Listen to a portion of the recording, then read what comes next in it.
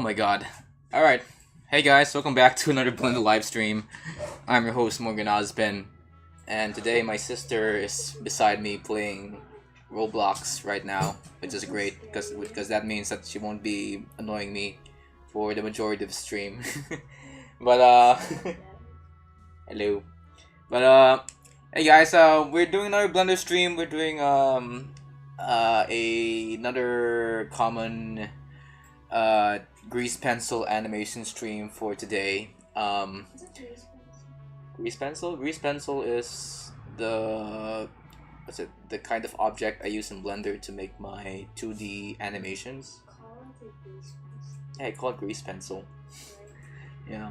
But yeah, we're just gonna do some very simple grease pencil stuff today, guys. We're not gonna do anything 3D related, although we are working on a 3D software. So I know here's your sneak peek into how this scene is looking like so far. But we're not gonna focus on anything here. But we're also focusing on something that's over here in this specific view, because we will be doing a bunch of.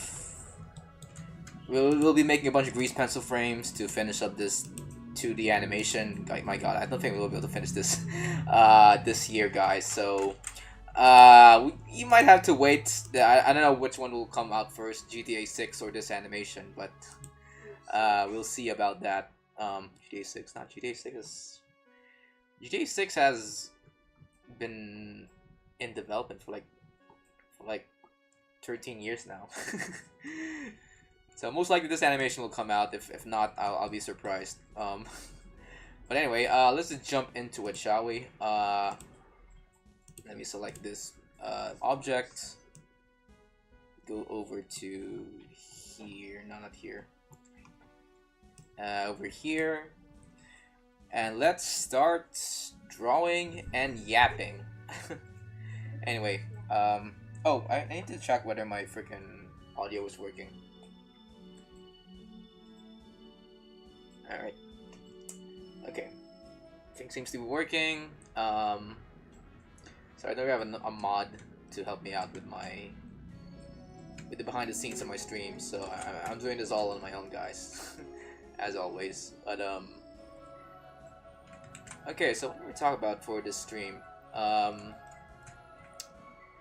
guess I should start off by telling you guys just an interesting story I happened to come across throughout the week.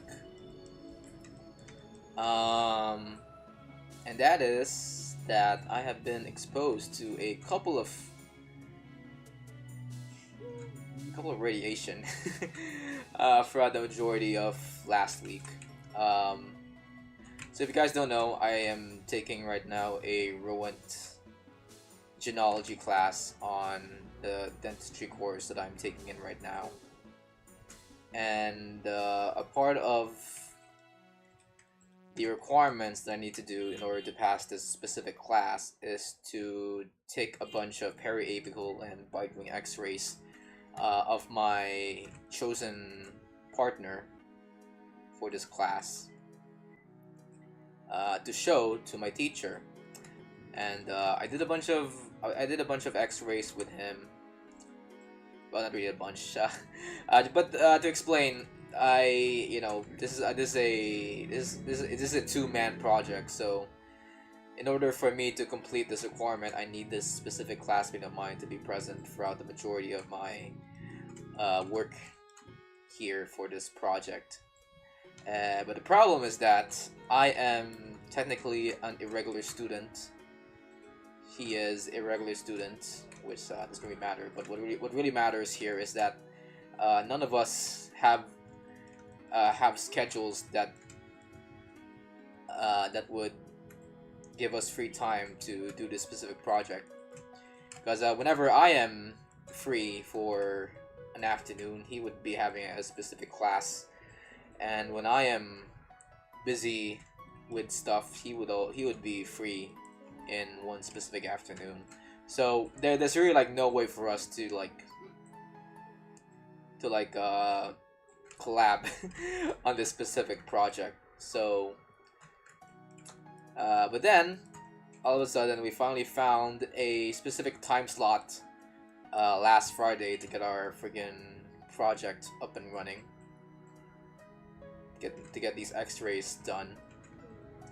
And I was expecting him to meet me at the X-ray room by around like 12:30 in the afternoon. And you know, I freaking waited. I also while I was waiting, I was talking with another classmate of mine, which I will talk about in a while here, because the conversation we had was very interesting. I might add. But I waited a entire afternoon for him to show up, and I waited a total of around like 2 hours for him to get to the X-ray room. And when he finally arrived, I was like, "Yo, dude, what the fuck? Where did he go?" And he said, "Sorry, Morgan. I went with my mates to go and hang out with them." I'm like, "Where did you hang out?" And she said, "Oh, I went to a samgyeopsal." And I'm like, "What the fuck, man? What, you went to a freaking Korean buffet while I'm here chilling my ass in this lonely X-ray room that I find myself in?" Yeah, he went to a buffet. He went to a buffet without me while I was I was waiting for him in the cold, dark, and lonely X-ray room. And I'm like, "What the fuck, man?" And you know, I mean, and then I said, "Yo, but is the food good though? Is the food good though?" And he said, "Yeah." And I'm like, "Okay, cool." Because you know, I'm also a big fan of Korean buffets, and I want to know what he had for what he had in the samgyeopsal. Gotta say though, I didn't know that there was a nearby samgyeopsal near in the perimeter of where my college was at. So I don't know. I guess I'll try that out at some point. But then again, though, whenever you go to like a samgyeopsal, like it feels weird going to those kinds of places without a group with you. You know what I'm saying? Because there are just some specific types of restaurants where you need like a friend group to go along with to accompany you while you eat. I guess some notable examples of this is like a Shakey's place here in this country, or if you're in the States, I don't know, like a Chili's. You won't go to a Chili's without tagging your family along, right? Those are like some of the kinds of restaurants where you do need like a group with you, because if you don't, like, you're no, it's not disrespectful. It's just weird, you know. Okay, like, do you imagine yourself going to a restaurant like Shakey's with by yourself?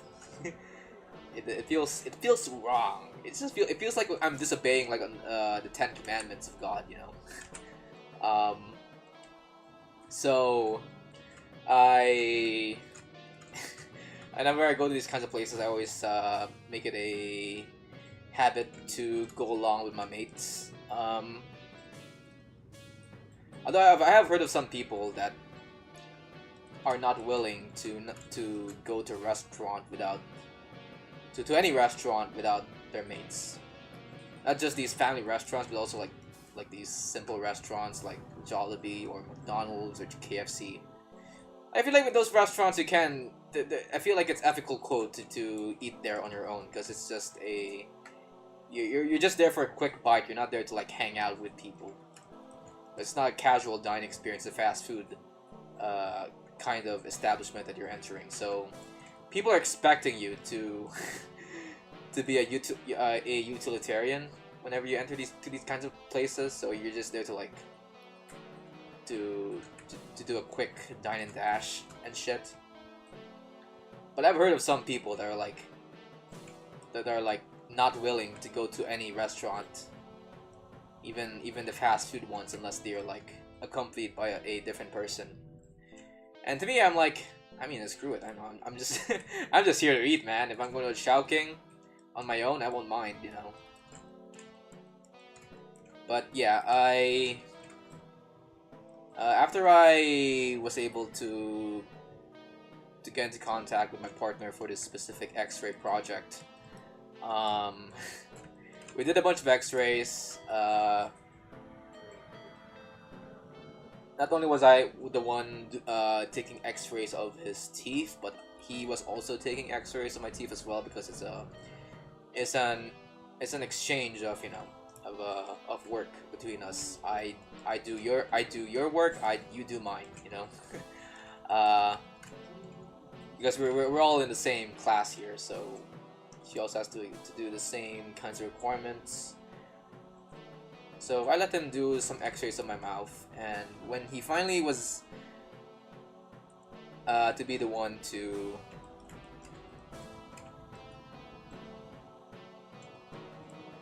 do his to do my X-ray, I realized later on that he didn't know how to freaking do the normal X-ray procedure. So if you guys don't know, how you usually take an X-ray is you have to press a bunch of buttons via this remote in this X-ray machine. And normally you'd have to set it up on your own, but since this is our first time, our this specific X-ray machine has already been set to just do the work for us. We just need to like press one simple button in the remote to do the X-ray procedure. But my classmate didn't know how you should be pressing this big red button in this one X-ray, because we were taught to just do a one long press when we do an X-ray procedure here in this X-ray room. But how my classmate was doing it was that he was doing multiple long presses until he hears the beep coming out of the X-ray room. It's by the way, the beep, that's a normal thing to expect in an X-ray. To hear the machine go beep, that basically just means that the whole X-ray procedure is done in the machine. But what my classmate didn't know was that it also meant that there was an error being produced when you hear a beep. So since he was pressing the button wrong by pressing it multiple times until he hears the beep, what he's essentially doing is like breaking the entire procedure for himself. So when he finally did the when he finally developed the film via this developer box that we had in the room, he realized that all he got was just a blank film. So what ended up happening was that I had to do the whole X-ray procedure again, which by the way isn't really a good thing for you to be doing this multiple times, considering, you know, radiation is bad for you because you can end up with things like, I don't know, cancer. So I had to do it again and shit. And I was getting a little bit too impatient at the time that I wasn't wearing the lead apron anymore. Which even though my teacher allows us to not wear the lead apron anymore, I do understand why we need to wear a lead apron to, you know, because you want to protect everything else in your body from radiation. But I'm like, screw it. Just this is taking a long time. Just let me just do this X-ray procedure for me, so we can be done with this. But yeah, what ended up happening was that technically I am now the most radioactive person in this house right now, and I might be giving my sister cancer. just by existing right beside her right now. So good luck. Good luck, Dewey. You're gonna get cancer right now.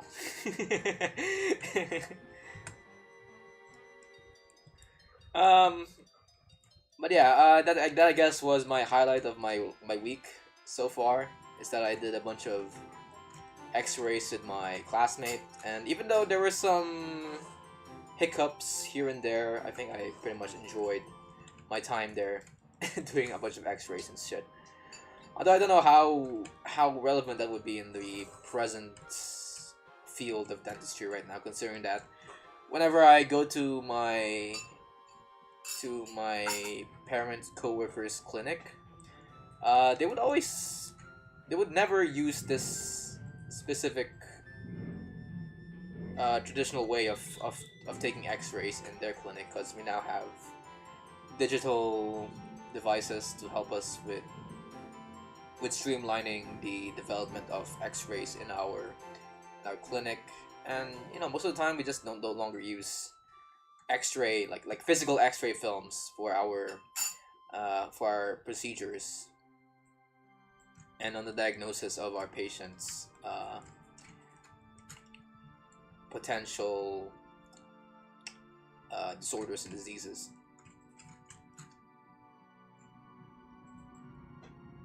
Because right now we have CBCT, we have, I guess we still do panoramic, but it's like it's not the same kind of panoramic you use in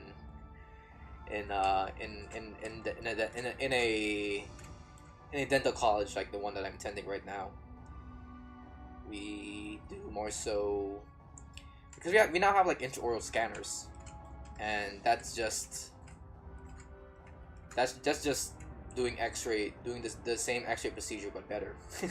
Technically, you know, it's less wasteful. You don't need to be too careful with your hands in order to do these kinds of X-rays, and it's technically less expensive if you consider the fact that, you know, you only need to buy one expensive device compared to multiple disposable films to be used every now and then. So yeah, I don't think this specific extra procedure is that relevant, but I do kind of appreciate the fact that we're able to do this, to do the traditional way of taking X-rays.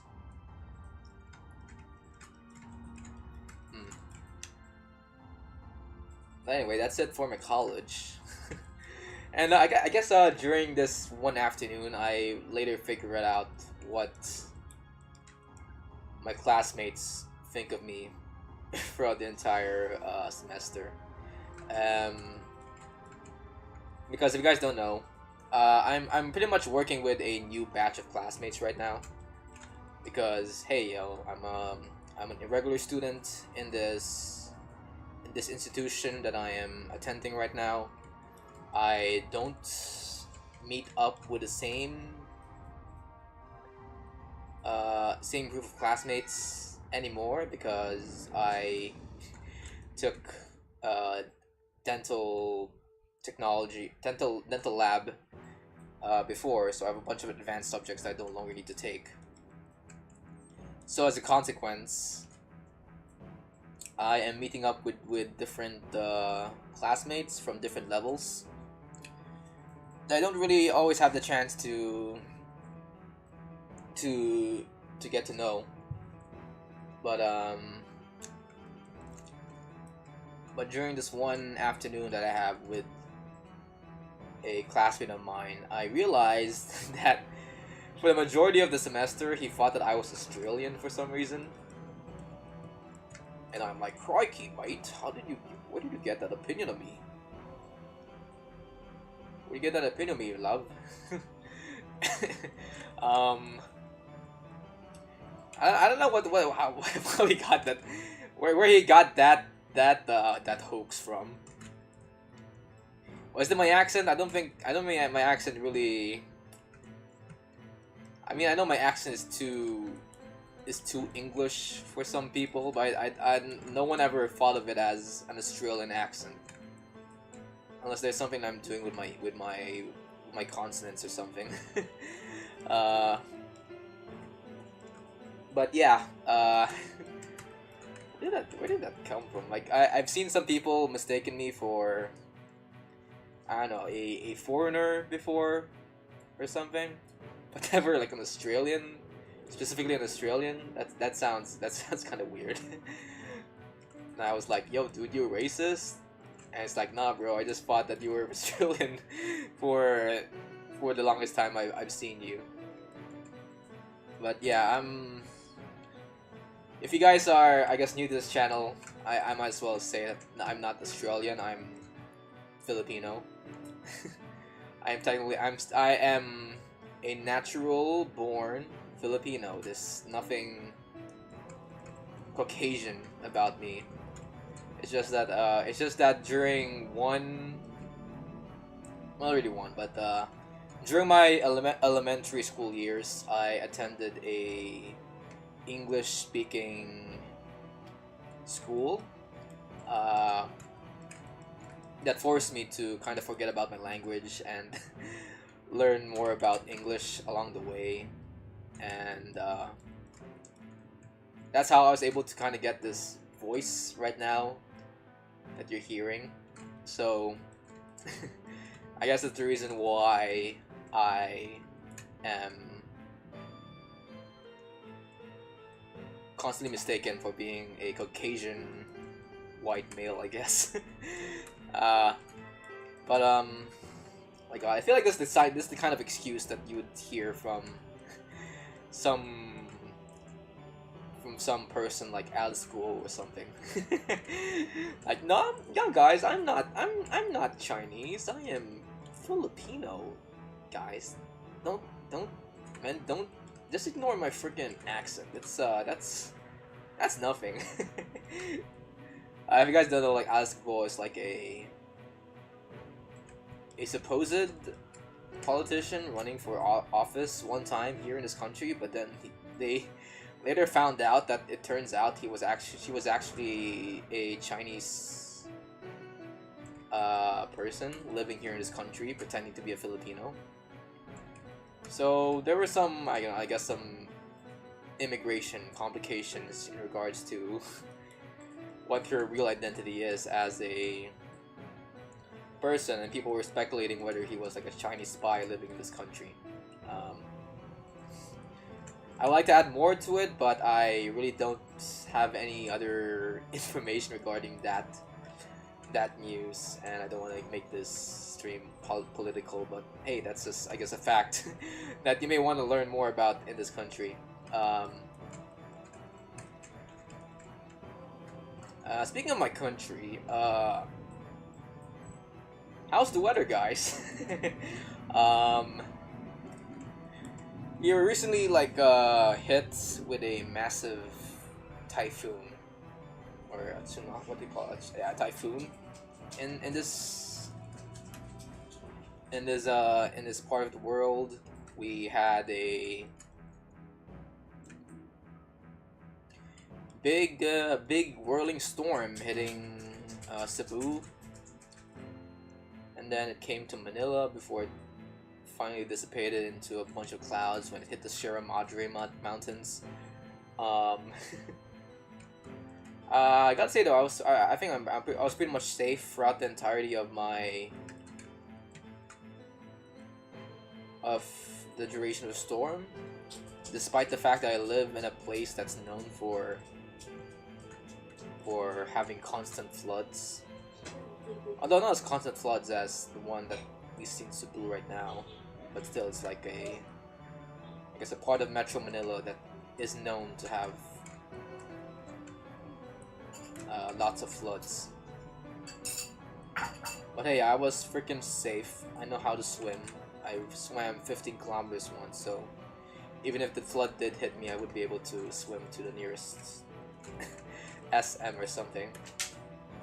Speaking of SM, I kind of heard from one friend of mine on Facebook that during the duration of the storm, SM was opening their parking lots as evacuation centers for their for any victims of the typhoon. And a part of me was like, okay, that's cool that Mr. C is looking out for the little guys. But then, but then again, though, I'm like, really, the parking lot, the parking lot's the only thing that you're opening up to the public. Because I've seen some parking lots out there in some SM branches, and I know some of them are basically just open fields of cement that has no way of protecting you from any typhoon and shit. I mean, unless they set up a bunch of tents during the duration of the typhoon, I don't know whether this announcement would really help anyone. But I guess you know, I'm a glass half full kind of guy, and I guess it's great that they're at least looking out for any victims of the typhoon by offering some part of their estate to us. What are you doing? There's something the freaking 6-7 freaking meme right now. Okay, I know you guys are only seeing my freaking animated face right here, but my sister is like currently doing the 6-7 meme. The side on my right side for some reason. Go back to playing the Roblox, you fucking ass. Chicken nuggets. Chicken nugget. Anyway, I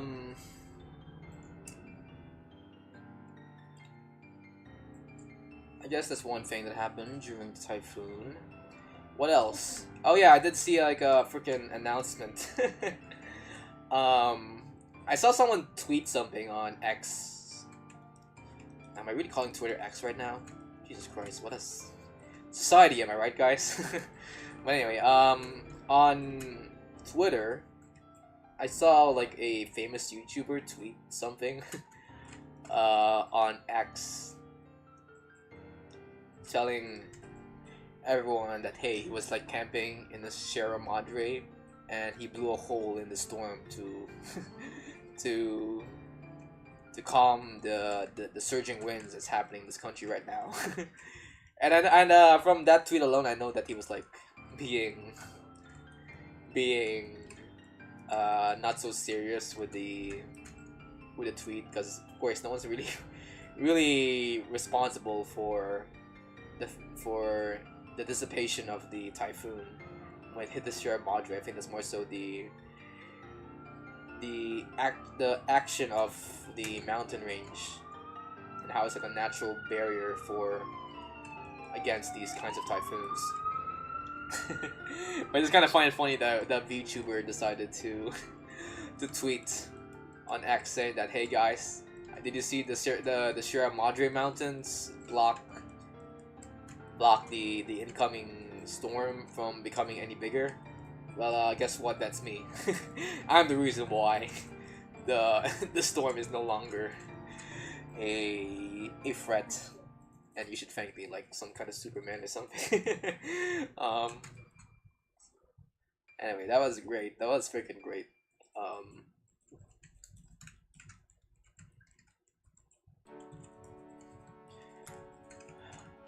Anyway, let me just focus on this specific blender thing right now.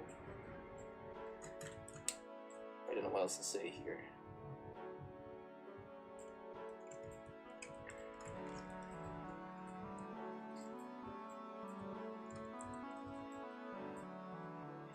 I guess that's what I've been doing for the majority of my hiatus here in this channel.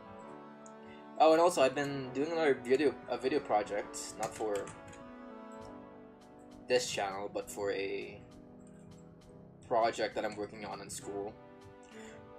I had to pull up I had to like make a freaking separate Blender project for that one video just to make a special intro for that. And gotta say though, I worked really hard for that. This one video project that I did for school.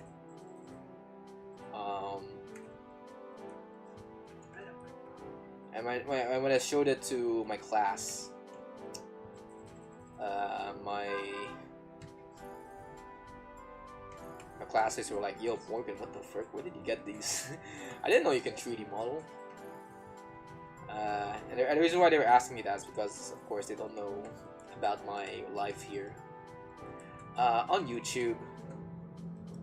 So I was like, "Yeah, I know how to 3D model, guys. Shut the fuck up. This is just normal shit for me." And they're like, "Yo, what the fuck?" And I don't know what compelled me to do this, but I just decided to just show them my YouTube channel, which is a first for me, because because usually I like to keep my identity private here whenever I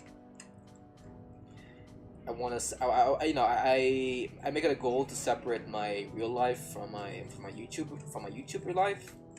I feel like that's a good thing to practice for most creators, and you know, even some workers out there in the industry right now, not only in YouTube but also for other fields like doing office work or being a doctor or I don't know, a government official. You need to like separate your personal life from your work. But for this one time, I felt like, okay, maybe these guys need to know, need to have some news that might distract them for the meantime, because you know, we recently heard, we recently hit with sad news that that, you know, some areas that they're living in right now were destroyed by the typhoon, and I thought, okay, let me just cheer them up by showing them a bunch of my animations, and as a result, I showed them my freaking channel. And I guess it feels weird now because I don't know how they would react to me being a freaking VTuber in this space. Do they even know what a VTuber is? Because I think one of them like commented on the fact that they showed their dad a freaking my freaking channel. I'm like, no, no, no, no, no, no, no, no, no, no, no. You don't get your dad to you don't show your dad what a VTuber is. I feel like that's the one way ticket to you getting disowned by your freaking by your freaking family is by showing them what a VTuber is.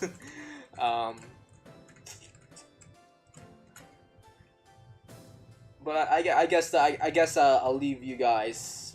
I'll leave them guessing what a VTuber is for now. Cause my God, I don't know what you guys would. I don't know what would the older generation would think about VTubers right now. It's like it's a very weird medium of entertainment as of the moment.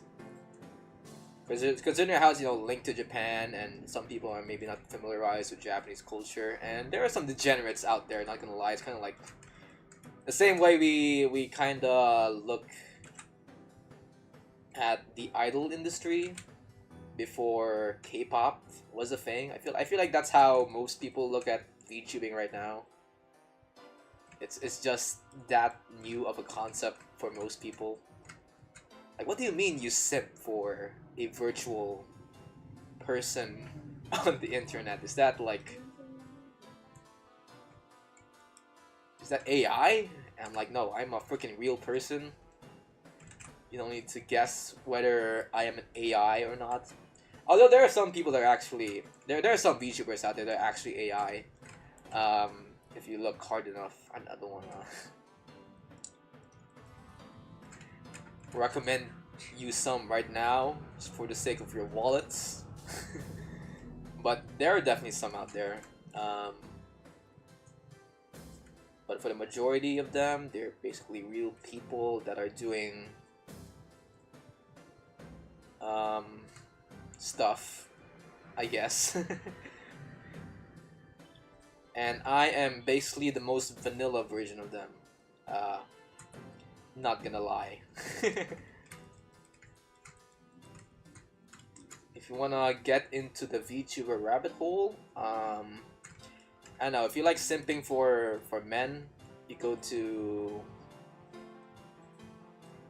Niji Sanji, I guess. And if you want to simp for women, you go to Hololive, I guess. I don't know. I guess that's my one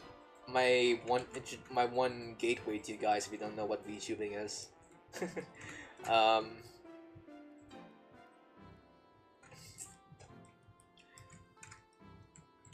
Now I might be asking, does it get cringy when you are in this space? Yeah, it does kind of get cringy. I'm gonna lie. Sometimes I question whether I am still a sane person whenever I do these kinds of streams. But then,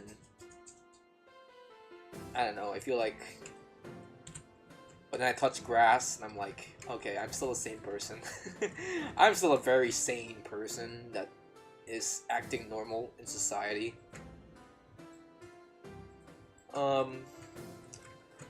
But yeah, I guess that's VTubing in a nutshell.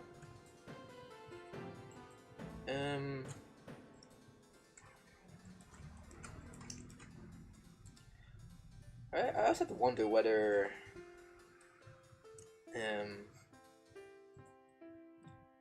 okay, hold on, let me just do this frame first before I start talking.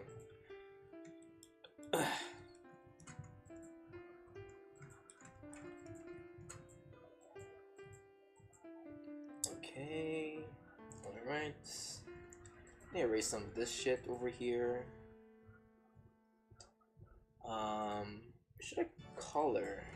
No, I don't think I should color. As in a moment, let's just do the frames first. Okay.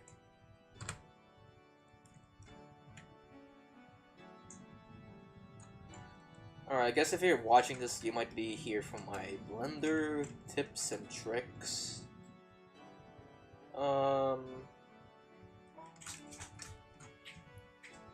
I guess as of the moment, I haven't really been studying a lot of Blender lately. I'm basically just using the same tricks I've been using for the past couple of years now.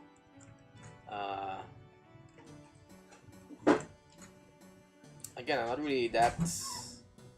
For the degree special side of things, I don't really like using the line art modifier here in this space, because that requires me to trust the aid of my computer to do all of the line art here. And my computer sucks. I am basically running this. I'm basically running this entire stream on a laptop right now. If you guys don't know. Stop doing the 6-7 jokes. God damn it. Oh my god. I don't know if you guys, if I've told you guys a story, but I went to, one day I went to pick up my sister from school, and it was after like a long day of work at my college, and I was like, I was looking forward to, you know, resting at my house, but before I do so, I had to like pick up my little sister from school. And when I entered her school, I walked up to the gate that makes up the entrance of her elementary school. And what I saw first was a bunch of her classmates doing the freaking hand thing, you know, like the freaking hand that goes 6-7, and I'm like, what the fuck? I felt my hair turn gray. I can feel the grasp of death. The grasp of death holding me by the shoulder, introducing me to my grave at some point in the future, because holy shit, that made me feel old. That made me feel old, guys. The freaking 6-7 meme.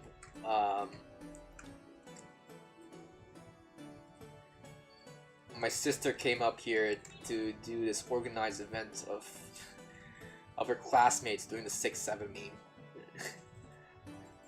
And I'm like, what the fuck? What does 6-7 even mean? I thought 6-9 was the cool number. What is this shit? Okay. But yeah, the 6-7 meme made me lose a couple of years on this earth.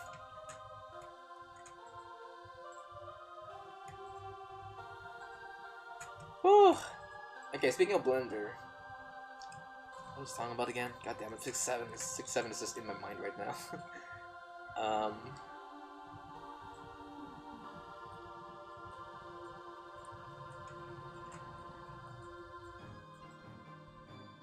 Yeah, I've really been learning a lot of stuff here in Blender.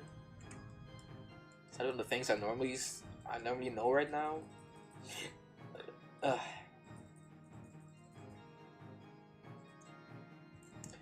guess the one thing that I'm experimenting on right now is with materials. Specifically, not relying on the shader to RGB node anymore to make a bunch of toon shaders. I want to do more realistic stuff here in Blender, which, to your guys' surprise, is actually more easier to do compared to doing the toon shader stuff in Blender. Making things more realistic is just very simple when you consider the fact that Blender is built for that in one way or another. You just need to add a principled BSDF onto your node system, adjust some of the settings to the principled BSDF, and boom, you basically have a simple, realistic render ready to go.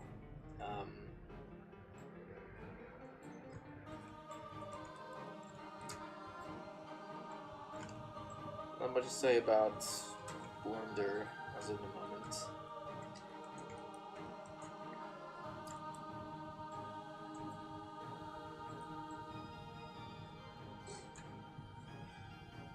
Okay.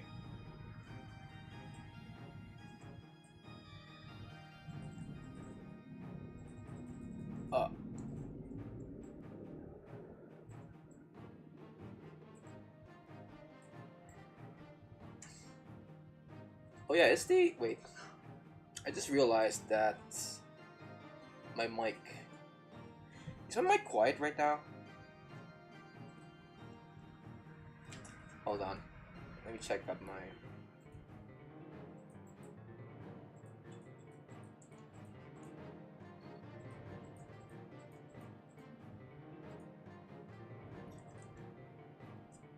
Okay, I'm not that quiet. Because usually I'm looking at my OBS right now and my audio input capture is set to like 0 decibels. Which normally I set to like 9.5, but okay. So far my audio is good so far, I guess. Sound is weird, guys. Because the main advice most people have when it comes to audio mixing, both in live streams and in music production, is to make sure your wave levels are like not hitting the red zone on any software that you're using. But every time I listen to my voice while keeping it in the green, it always feels very quiet to me. I know it's just me. If it's my ears that's that's just wrong, or it's some advice that's just a hoax or something. But That's usually the advice that people give me, just keep it on the green, the wave levels of my sound.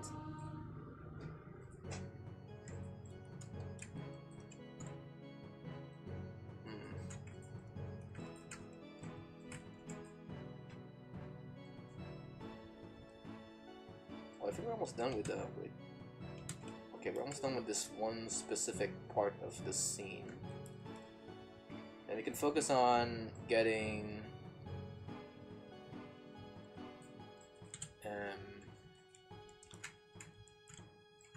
on making the frames for this guy.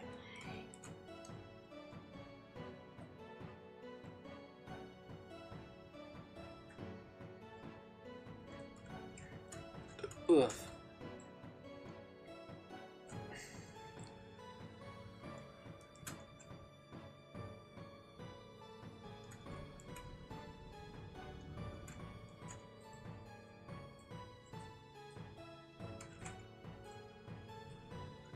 Okay.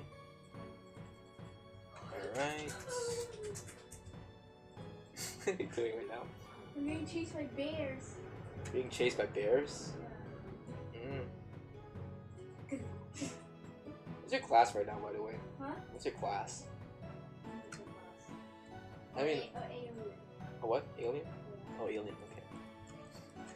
You guys who don't know, like, my sister is playing 99 Nights right now in Roblox.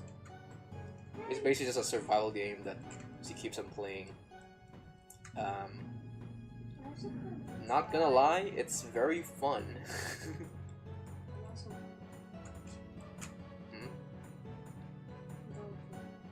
Yeah, I don't play it anymore because you need like a good group of people. Yeah, that's us. Yeah. I can't play it right now because my college keeps on giving me those requirements, and whenever I played on my own, they would only I'll be playing with a bunch of 9-year-olds, and 9-year-olds suck at games.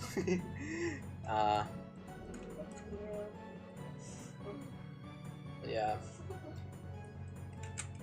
I like it. By the way, guys, I sometimes play Roblox just to hang out with my little brothers and sisters. And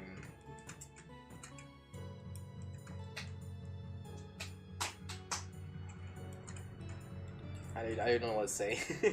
Say to that. Not really a big fan of the game on its own, but if it means hanging out with my little siblings, then sure, I can play it.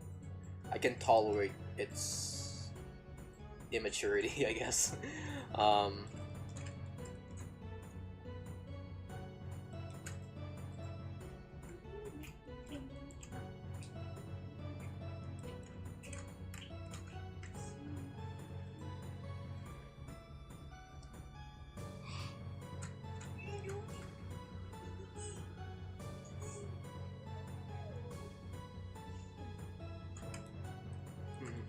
Okay. I guess you might be wondering how did I get into Roblox, considering, you know, how old I am right now. Well, it came at I think I started playing after 1 year old. I started playing Roblox. I mean, I kind of played Roblox a little bit back then when I was like kind of like 16 or 14. But then I stopped playing because I didn't really like the game overall. I don't know. To me back then, I just felt like Roblox. I didn't get what Roblox is trying to do. Unlike with with games like Minecraft. I remember like playing the old Minecraft Pocket Edition version 0.8. And that was always like that I think is the game that defined my childhood. For Roblox, I'm like, I don't know what's with this game. So I didn't really play that much of it when I was a kid. But then Roblox came back to my attention when I heard the news that some criminals are doing some heinous things in Roblox. And I'm like, what? What do you mean criminals are doing shit in Roblox? And you know, I noticed that my sister was playing the game and shit. So to investigate on my own, I decided to play the game by myself. Well, not even by myself, but with my sister to see if she's like doing interacting with some bad people on this site. But then as I started playing it, I realized that hey, this is like a good way for me to bond with my family. And we played a bunch of, you know, safe games in Roblox, like 99 Nights. Someone's crying? I think someone's crying. What? Dude, I'm trying to give Roblox the guys some good rep here, and you're saying someone's crying in Roblox right now? Oh my god. Jesus Christ. But if you guys are like new to Roblox, I suggest you try to monitor your kids'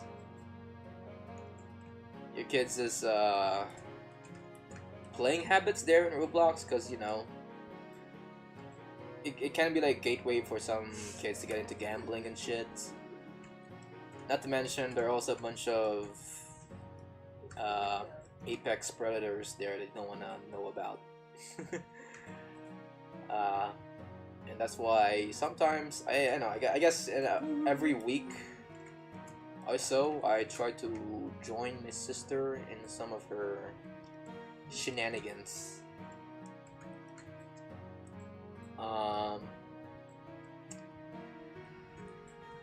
I don't know. I guess my highlight of me playing Roblox aside from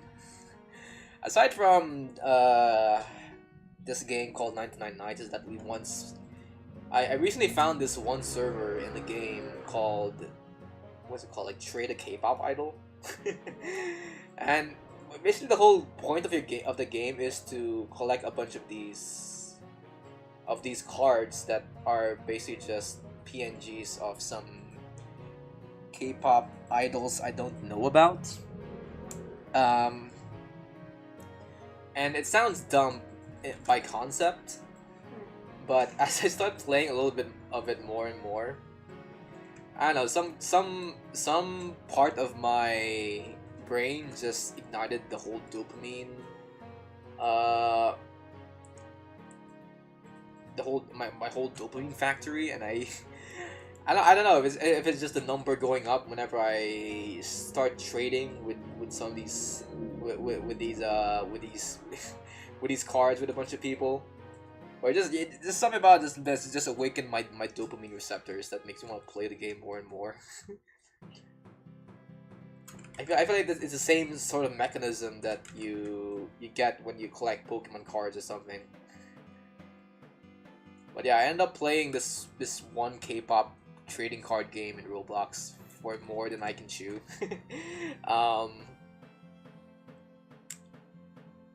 And right now, I am afraid to touch the game because I feel like I'm about to get into a gambling addiction, into some kind of addiction to the game if I keep playing it. But yeah, that's I guess one highlight of the game.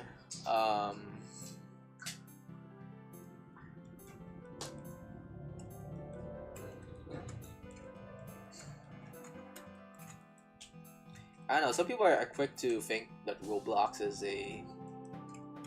a bad influence to children, when I mean I guess they're right in some aspects. The fact that Roblox can be a bad influence, considering the news that's coming out of it lately involving this guy named Schlep. But as a video game, and how it would affect our children mentally, I have to ask you guys, if you ever have that opinion, to look yourselves in the mirror, and especially if you're like someone who grew up in the 90s or the 2000s playing gaming consoles and shit.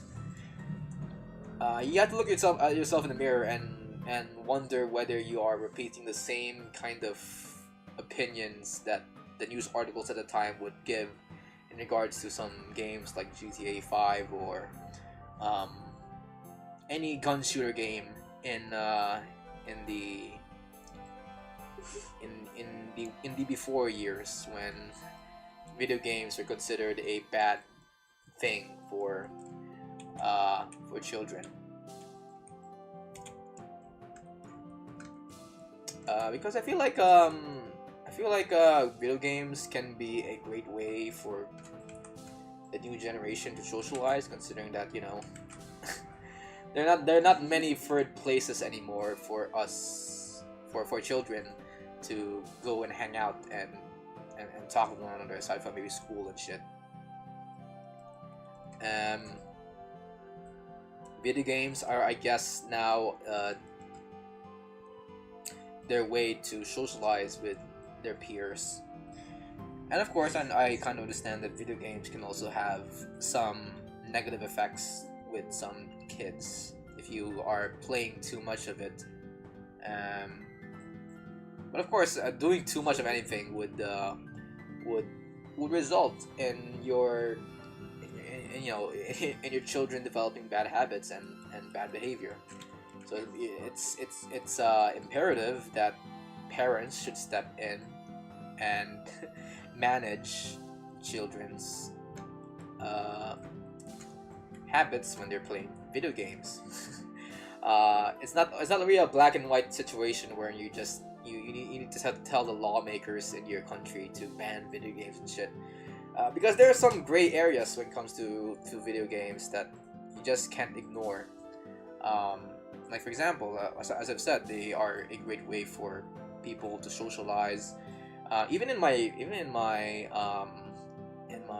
course right now, what my classmates usually do to spend to relate with one another and bond is by playing this game called Mobile Legends. And even though I am not a big fan of the game itself, I do kind of understand that it's a great way for people to bond and socialize with one another and shit.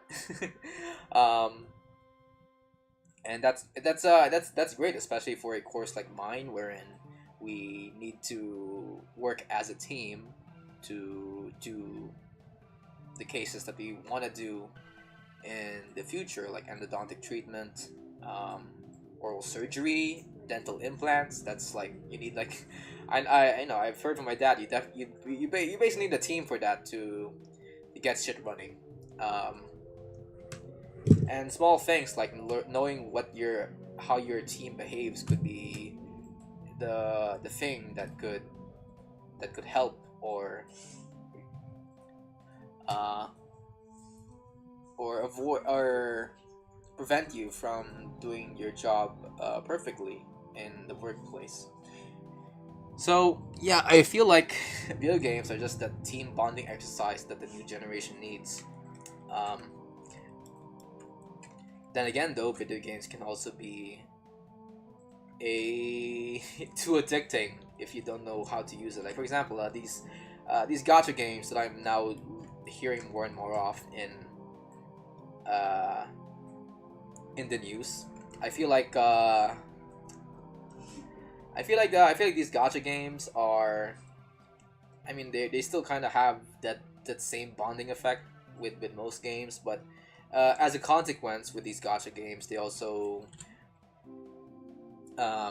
give people the mentality to do gambling in real life if you do too much of it.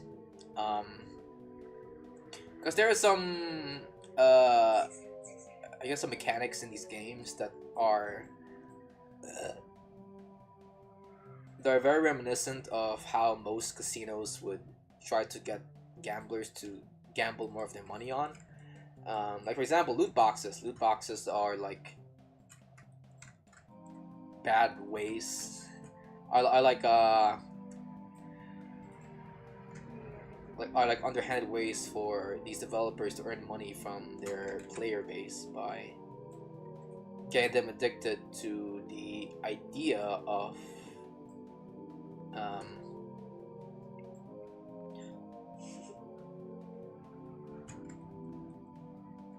of expecting a surprise whenever you open these kinds of loot boxes.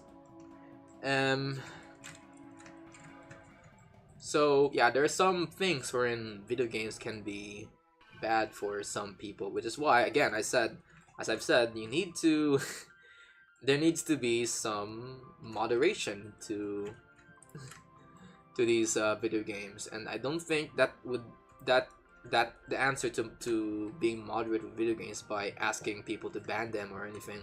I think it just comes down to how you parent your kid, and if you are the one that's actually playing the game, it just comes down to how you manage your time, your schedule, and how you prioritize your time and shit.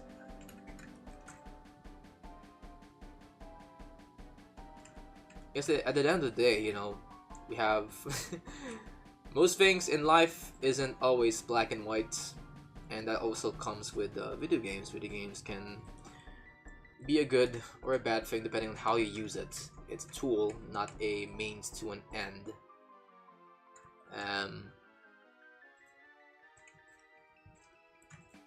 So it's best we figure out how to use it wisely and shit. Okay, hold on, guys. I am feeling. I feel like I need to like go to the washroom real quick. So I'm gonna put you guys in the waiting room while I take a number 1 real quick. So hold on. Boop.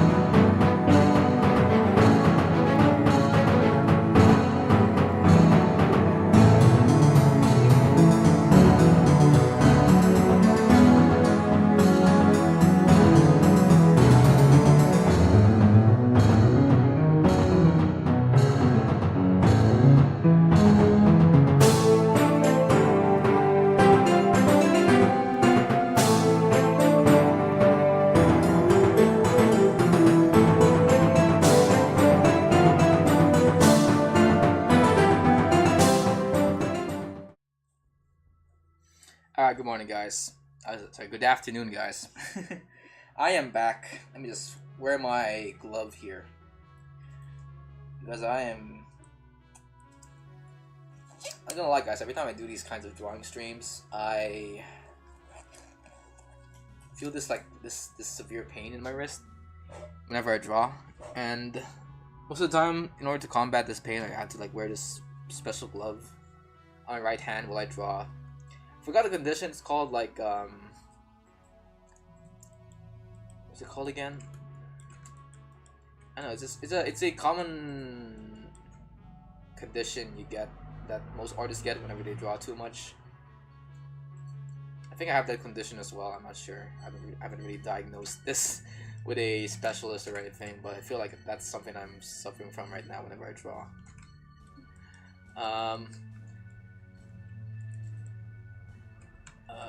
What's it called? Carpal tunnel. Yeah, carpal tunnel. I think carpal tunnel is what I'm getting at right now.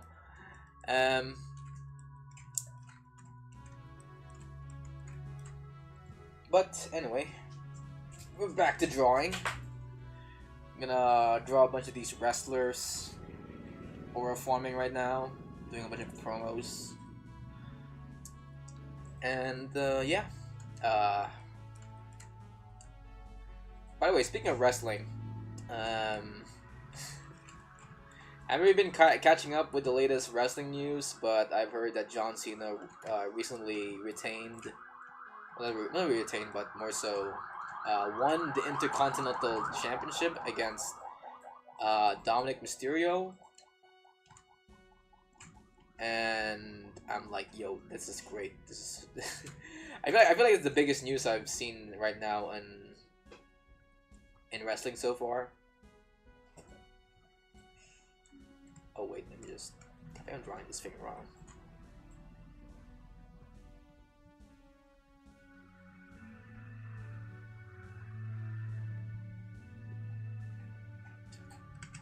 Wait.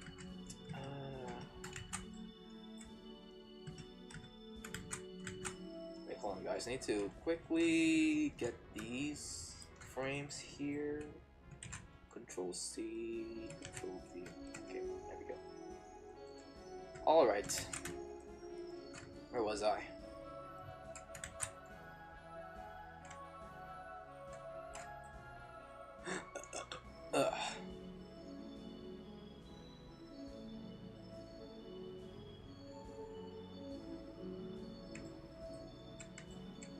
Wait, what's the...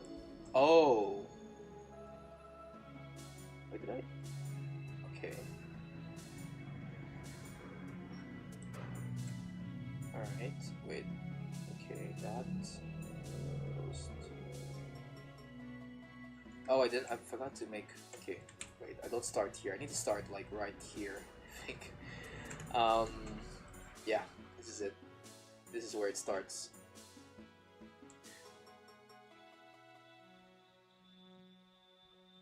Did I hear my name? Sorry, I'm a background audio listener. No, I don't think I don't know. I don't even know who you are. That's cue the Thanos meme. Hey, thank you for joining chat. How are you doing?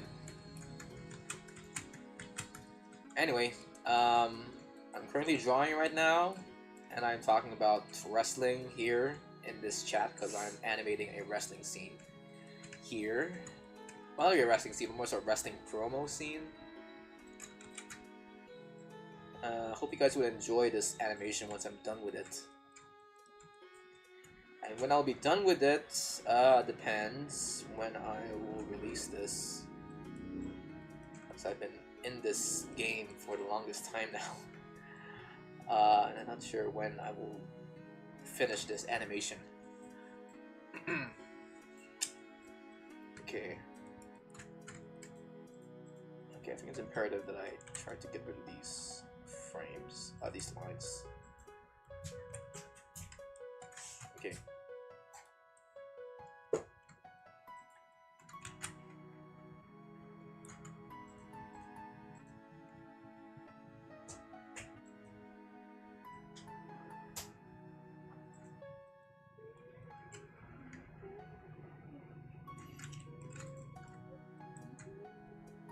Nice. Hey. Okay, let me just make some frames here. Make a stroke here.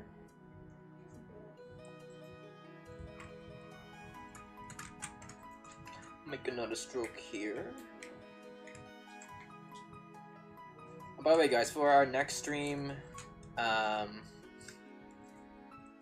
we will finish up my character designing series here by making a cinema roll out of request for my little sister. So if you guys want to see that, we should tune in on my next stream. Happening, I think it'll happen at around Saturday, I think. Saturday of this week. Kind of depends on whether my college would allow me to to have some free time for this weekend. But yeah, we're gonna be streaming. We're gonna make a cinema roll on our next stream. Then we'll combine our tree renders to make a simple trio render in Blender. I'm not gonna animate it though, cause I already have a freaking animation project lined up here. It'll take some time to finish. But then after that, I don't know, maybe I'll do a music stream to wrap up the entire year. I'll show you guys some of my music tricks that I've learned in LMS. I don't know what will happen next. Maybe I'll make another. Maybe I'll make another game or something. Another animated film, maybe. Who knows? I don't know. I'm basically just winging life right now, guys. If my college calls me to do a requirement, I am gonna be there ASAP and ignore everything that I'm doing right now on this channel. If I have free time, I am on my way here to wear my wizard hat and work on this animation stream for you guys.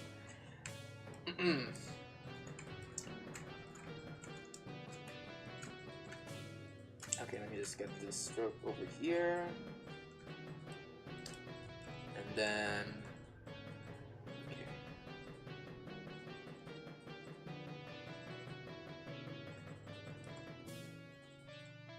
I now need to switch to render mode here.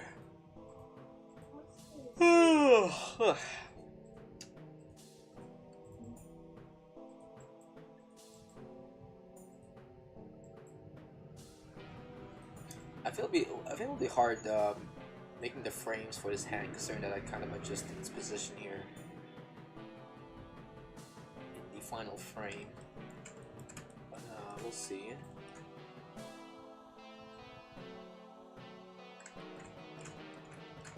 Okay.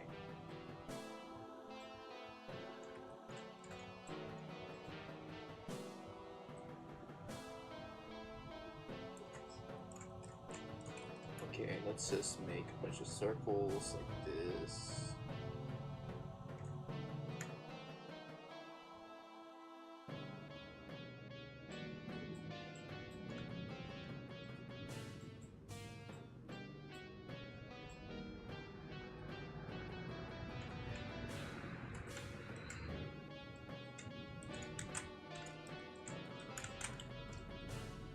All right.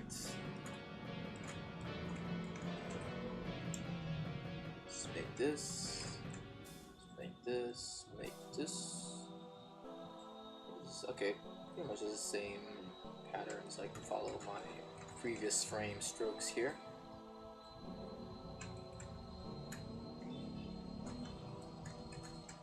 Mamma mia.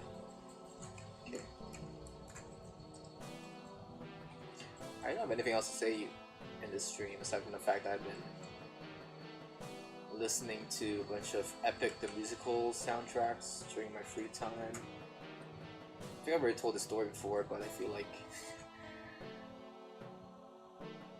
I need to tell it again.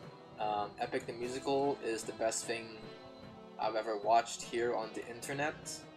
And if you guys haven't seen the soundtrack yet, I suggest you go watch it or listen to it.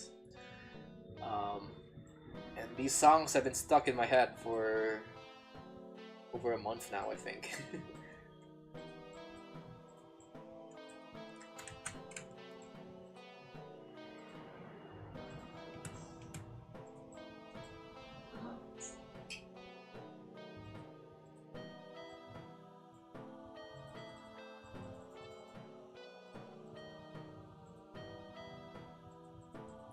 Okay, so start to like turn like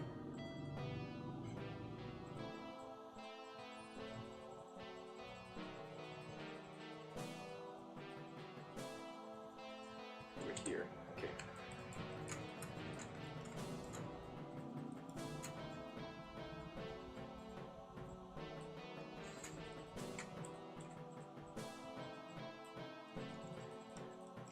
Okay, let's work on this.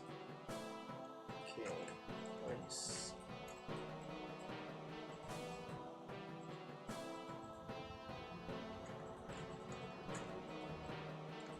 Then, wait.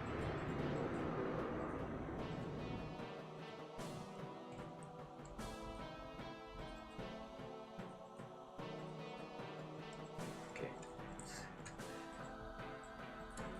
Okay, so our main reason why I'm using grease pencil here is not only for stylistic reasons, but also to cover up these errors that's happening in my 3D model right now. So as you can see here, the freaking hands and the arm are basically just two separate objects. And because of the way I rigged this model, you gonna get this weird this weird clipping issue happening with my glove. So I'm trying to like fix that up for the final 2D look of this character, and that requires me to adjust a little bit of the way his arm deforms in the grease pencil frame. So we do that. We do this. We do more of this.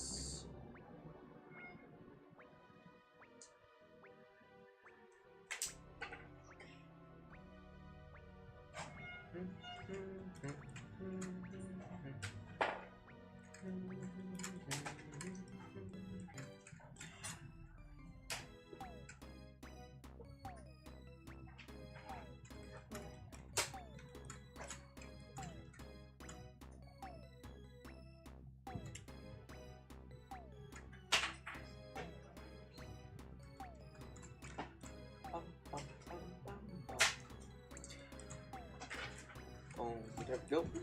Okay. Make more of this. Right here and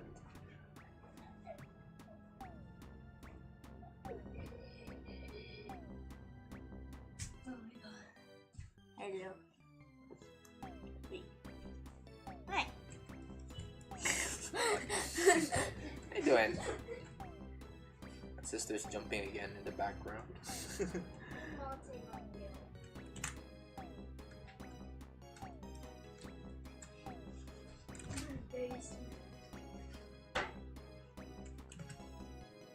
Look. That's So C, Control V.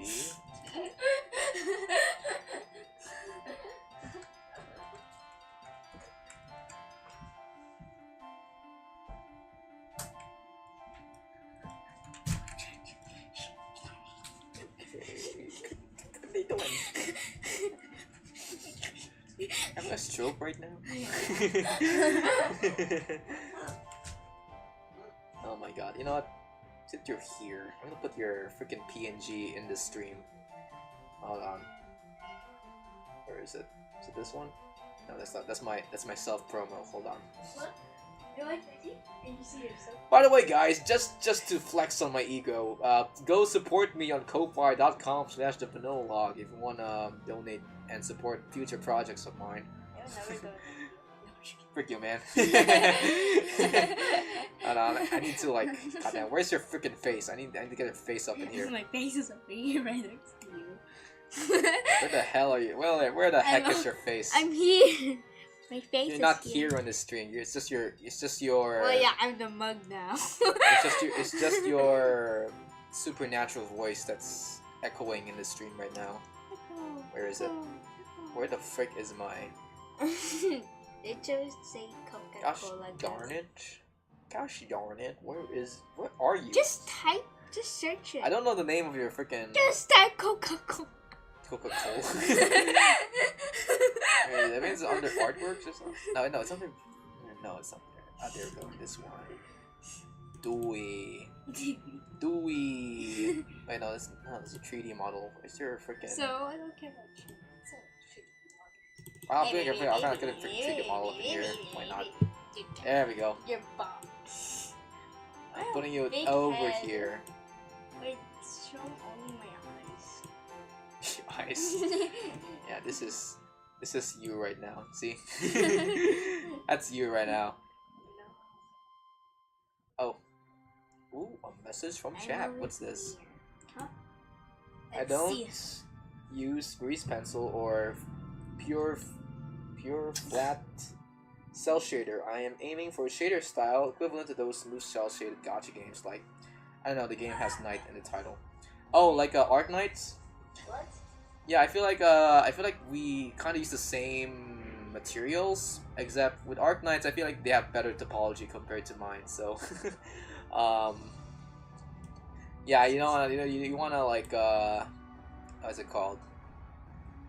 I feel like with games like Arc Knights, I think you need to focus more on the topology side of things, more so rather than in the material side of things. Because I feel like when it comes to me and them, I feel like we do the same material procedures. It's just that our topology is definitely different and shit. You know. I see them use these anime worksheets to as reference for their models. And I'm like, what the fuck? And also, you need to like learn a little bit more of normals, of how to edit normals, because I feel like that's also one big key difference between how I do shell shading here and how they do shell shading. Because whenever I do shell shading here, it always feels like the shadows are crooked and shit. Unlike with them, the shadows are very smooth, very delicate. Really fits the anime style that they're going for in their 3D models.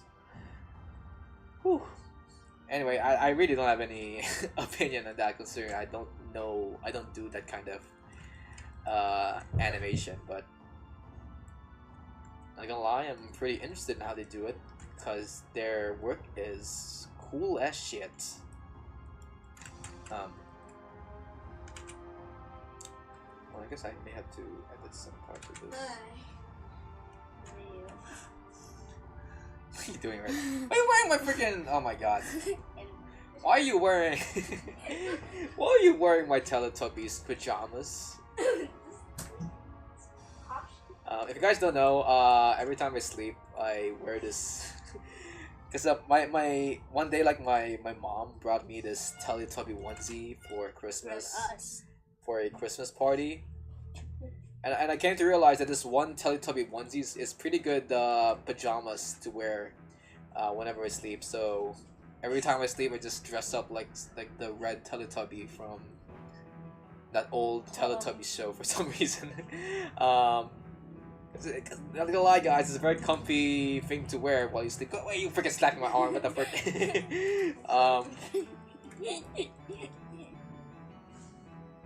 But yeah, now my sister's wearing the onesie for some reason. Get the frick out of my onesie, you know it smells shit. It smells like shit right now. Huh? We don't feel anything. Oh, that's more reason to stop wearing it, you freaking ass. You're dying. You're dying if you can't feel anything. Oh my god.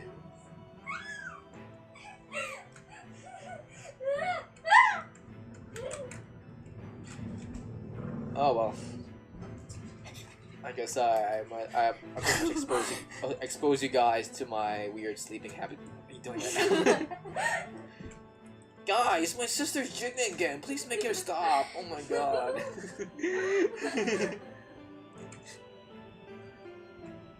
Guys, my freaking sister's like flailing her arms right now while I draw. I can't stop her. Please call 911. Oh my god. Call 677. No. No. I banish you to the Shadow Realm. Huh? I banish you to the Shadow Realm, you freaking ass.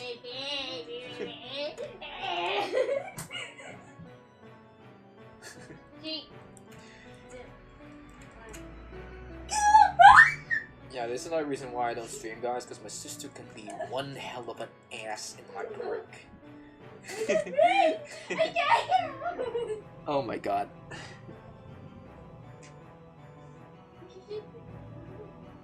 Nothing is more harder than looking for the ingredients of a cell shader setup that reacts to light value, hue, and saturation.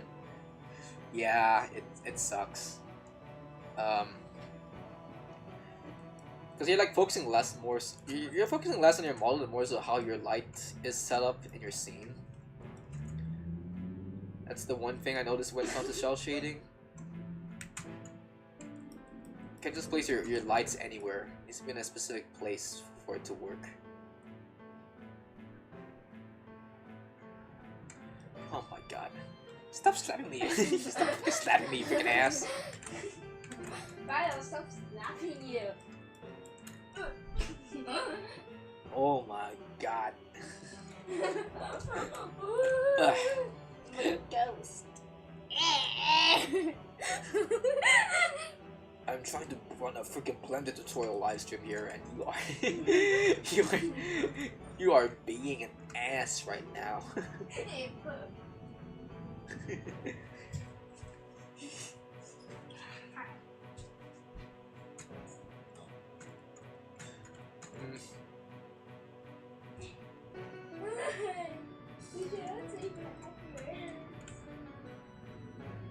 You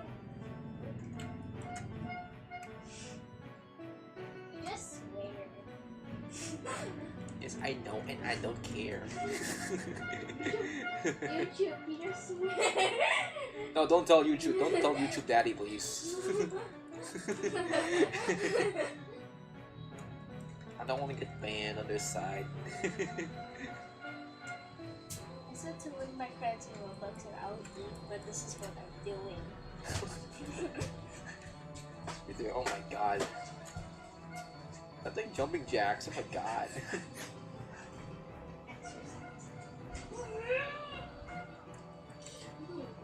Ugh.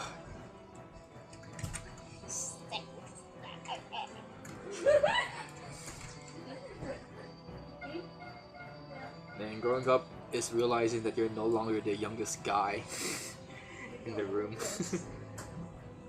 And you're forced to sort of cringe with the current trends that's happening right around you. I'm not the youngest. I'm the youngest guy.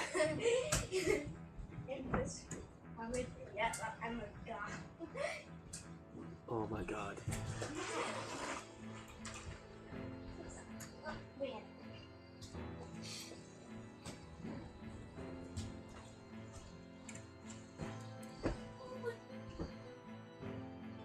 I forgot to get the design of his onesie here. Hold on, guys. Let me make this. Make this. Okay.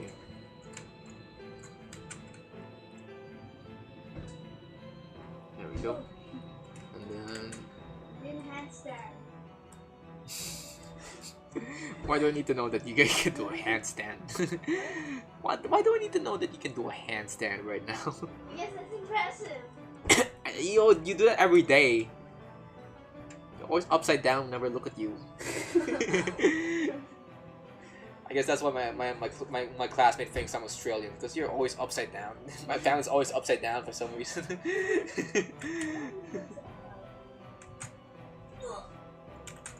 Ouch. Broke my back. Why are you looking at my laptop?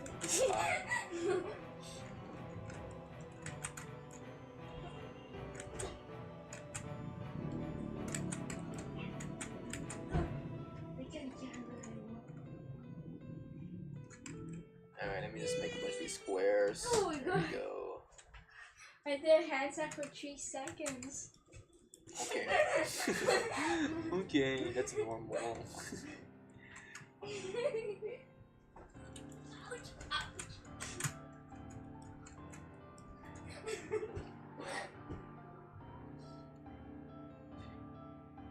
Guys, do you know what an average day is like with my little sister? He would I would wake up in the morning, do some breakfast, and then out of the blue, my sister would just appear from behind my back and just start poking me for some reason. And then of course, he will occasionally do the 6-7 meme in front of my face, just to brag about his youth. 6, 7, 8, faster. And then I have to freaking toss him down the stairs because I get freaking annoyed by her.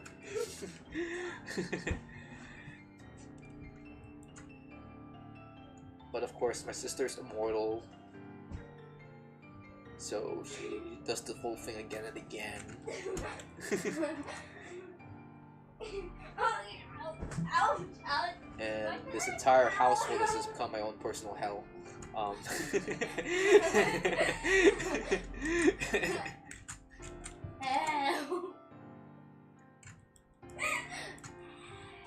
Dante's Inferno has nothing compared to the thing that I am experiencing right now. Oh my god. Just kidding. Good. It was real life. The more I say, just kidding, is a good. 6, 7.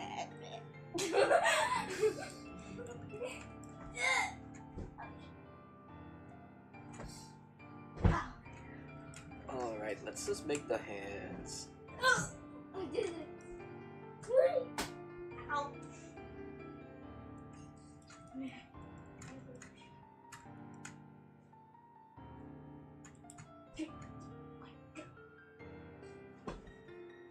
Oh.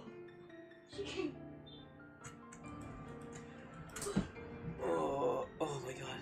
Okay. Let's do this. And then... There we go.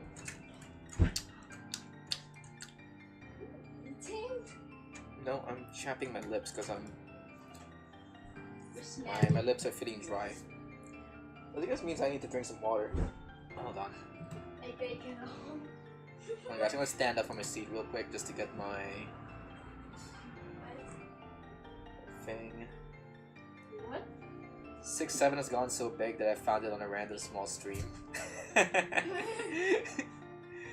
Oh, dude, don't get me started with the freaking gem I found on YouTube lately. I saw my local news station, GMA, talk about 6-7 on one of their news feeds, and I'm like normally, you know, GMA just talks about very local shit here in this country, but for some reason 6-7 has infiltrated Filipino culture for some reason. This is a disaster for our nation as a whole. You know, this is.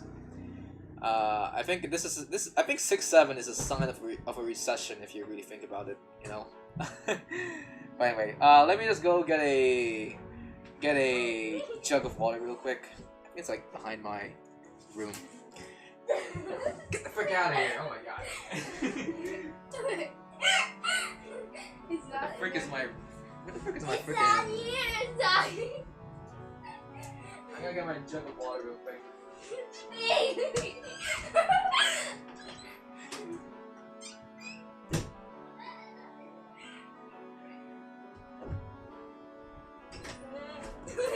Oh my god. Hello guys, how are you? Alright, I'm back. Oh god. You're not back. I forgot to put you guys in the waiting screen. Oh well. Everybody The freaking the immersion experience has been deteriorated because my sister here is feeding me so much brain rot.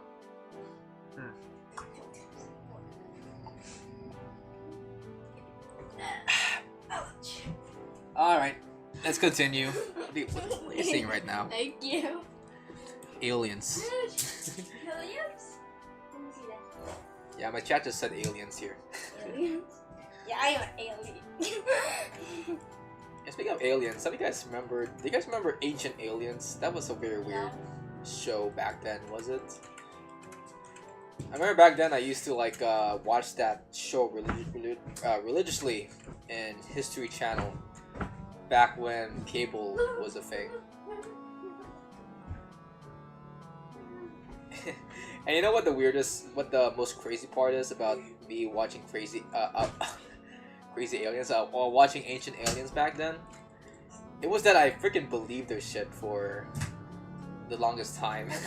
Because I was like freaking, I don't know, like 12 years old when I was watching the show. And I always thought, yo, this is happening on TV. This has to be real, right? But no, it turns out freaking Ancient Aliens is run by a bunch of people that have no idea what ancient civilization is like.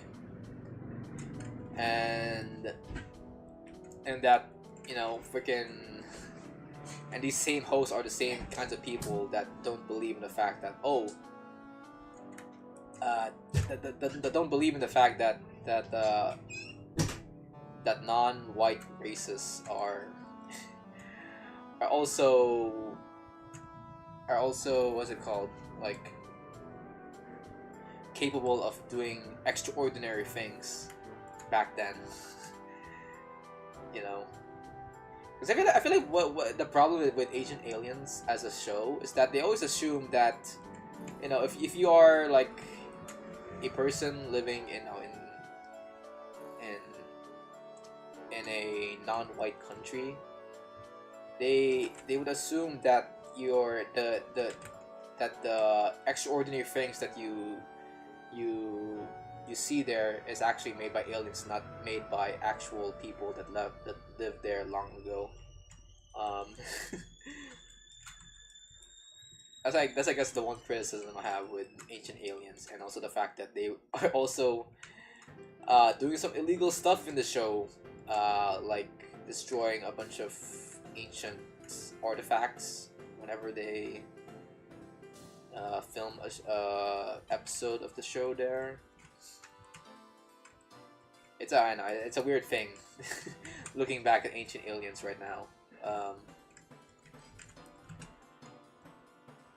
Which is why I'm not really a big fan of the show no more. Anyway, let me just go ahead and get this. Get this.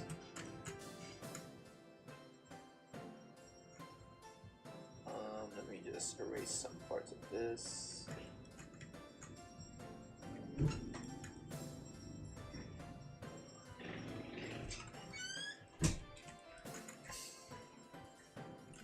Alright, we're back. What are you eating right now? Some chicken nuggets?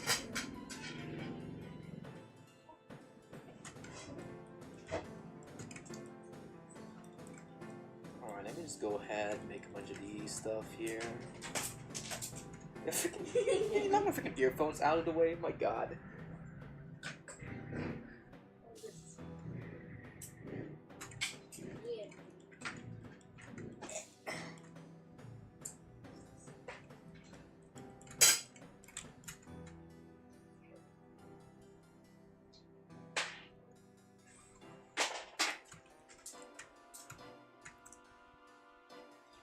You know, when you really think about it, the freaking History Channel was a very weird channel to watch. Not gonna lie. Like, I remember watching a lot of weird stuff there in the History Channel. Like, I feel like there was, I think one of my favorite shows back then when watching the History Channel, aside from Ancient Aliens, was this one show called American Pickers. And the whole idea of this show is basically just diet storage wars, or diet pawn stars. Except instead of, you know, getting three old guys to bet on the price of a specific artifact that one guy brings to their shop, it's just a bunch of two dudes going around America to find some priceless shit. And I feel like the one highlight of the show was when they actually found a dinosaur fossil in one of their finds. But most of the time, it doesn't really feel like a thing you would see in the History Channel. Because when you think of a channel dedicated to teaching history, you don't really think about these kind of shows, you know, like Pawn Stars or American Pickers or Ancient Aliens. They feel like very speculative history that they show in their shows, right? An actual history that they're teaching you.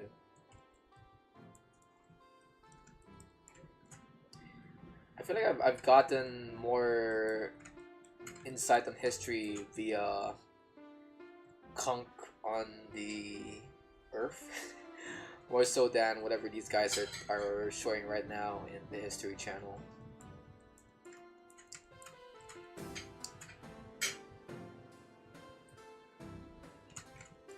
And speaking of the History Channel, my god,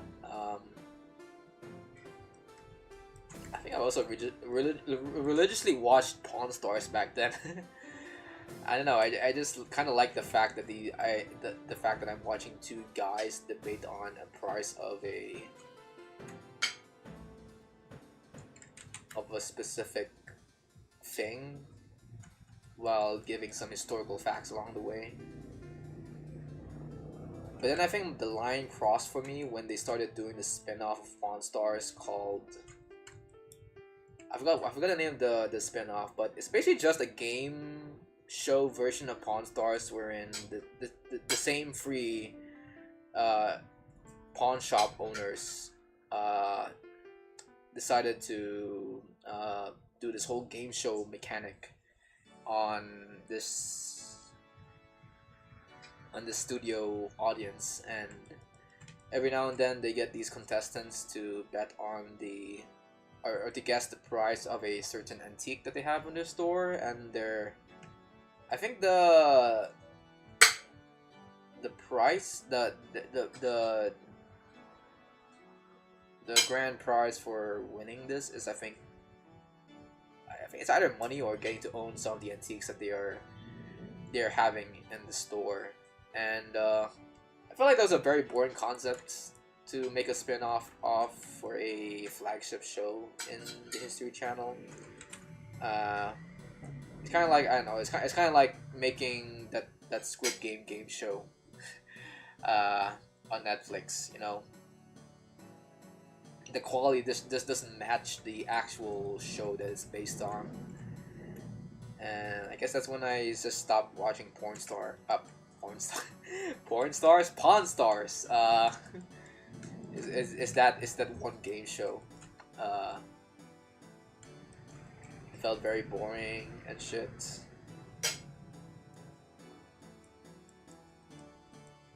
In fact, I think most game shows, I know like half of game shows I see right now are kind of boring. I feel like one example of that is Deal or No Deal. I don't know how that became a very big phenomenon here in this country, but I remember back then my family would always tune in to watching a episode of Deal or No Deal in this country, and I never understood why this concept came to light.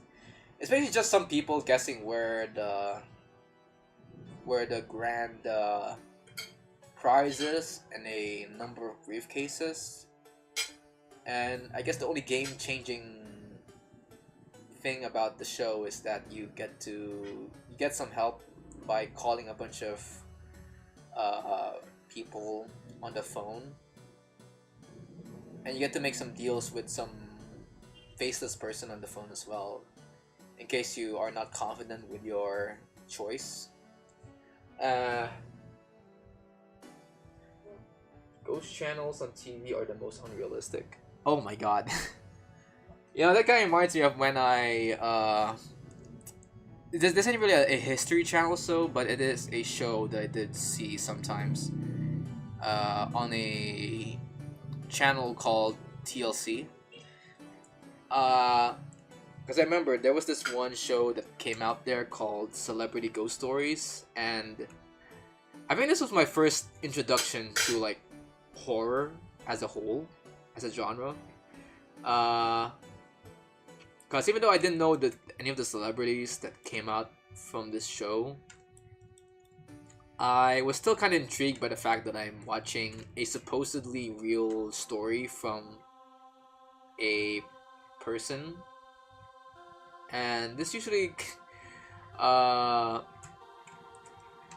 guess the highlight of my week is watching some of these episodes of Celebrity Ghost Stories. I think I remember there was I think one of the stories from this series is of a celebrity like going into a hotel room one day, when all of a sudden he was kind of I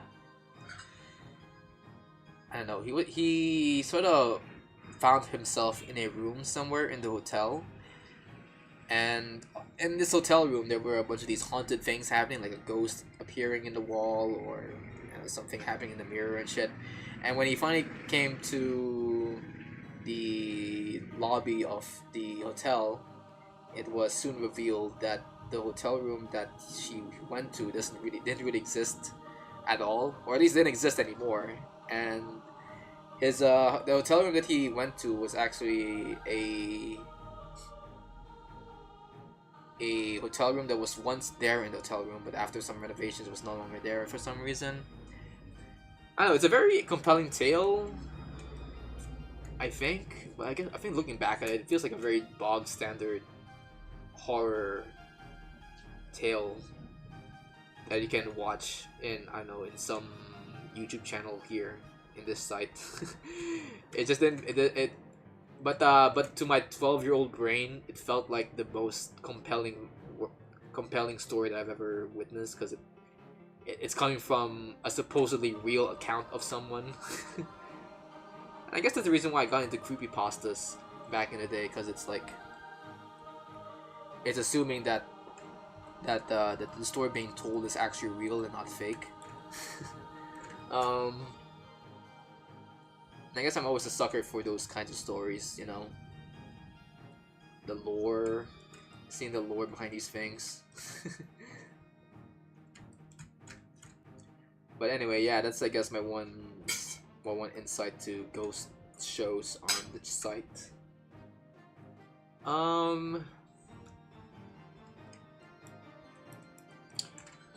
But going back to my freaking conversation before we went into this whole rant about ghosts. What was I talking about again? Something about Pawn Stars.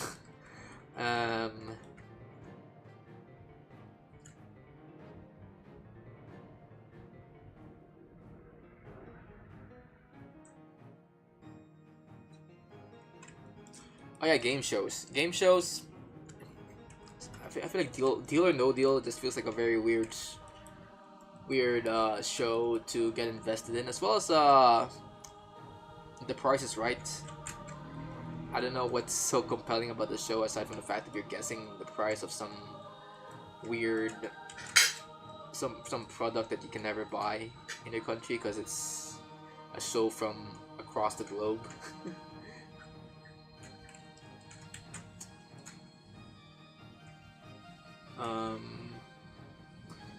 And also, I guess to say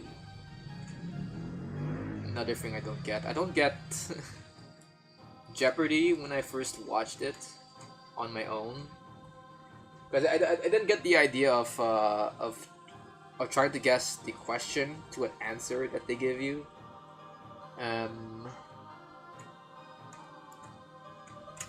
Feel like too complicated of a show to get into as a 12-year-old. But looking back at it, I kind of appreciate the fact that Jeopardy is just an excuse for people to learn about facts and shit. But my god, the presentation of Jeopardy feels very bland compared to any other game show I've seen.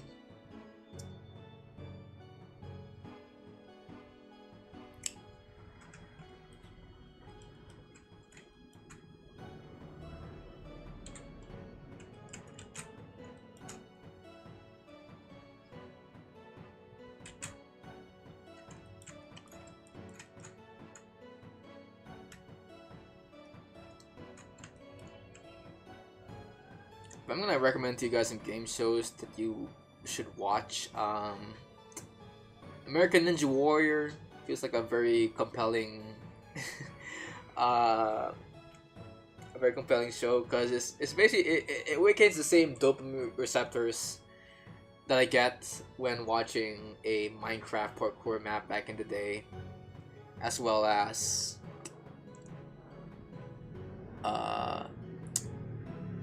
okay, this will come as a little bit of a curveball, but do you guys remember like Legends of the Hidden Temple?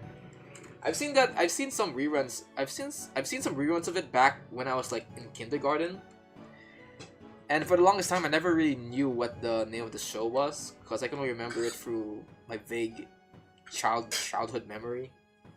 It's only after like looking through it online that I figured out what the name of the show was. It's called Legends of the Hidden Temple, and it's basically just what you get when you mix Indiana Jones with a game show set under the Nickelodeon brand of shows.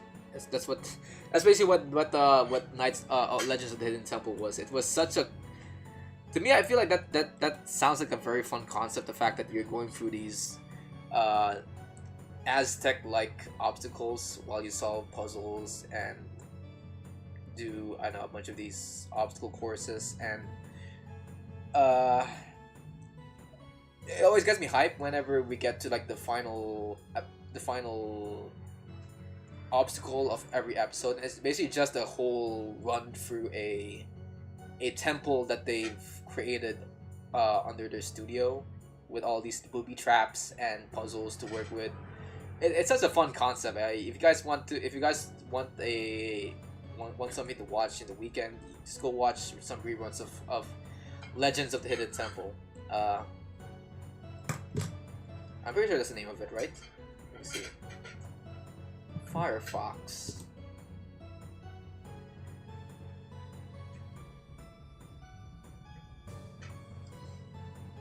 Saying here, Topoglolingus hurts. I'm modeling a perfect human base mess, and I can't make up the shape while manually moving around vertices. Oh, I guess you're new to Blender. Are you new to Blender, bro? Yeah, I think that's like a acquired skill. I might say, to learn how to like move vertices around. But if you're struggling with topology, I suggest you get a reference image up and running. Just search up some Google images of good retopology when it comes to anime faces in Blender.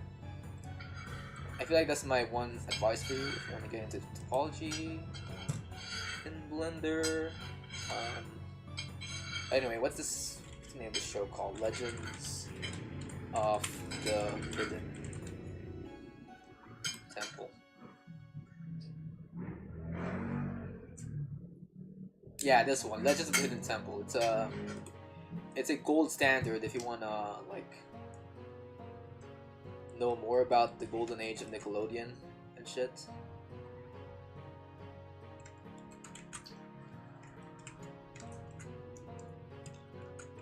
There are some other game shows that I can recommend you guys. I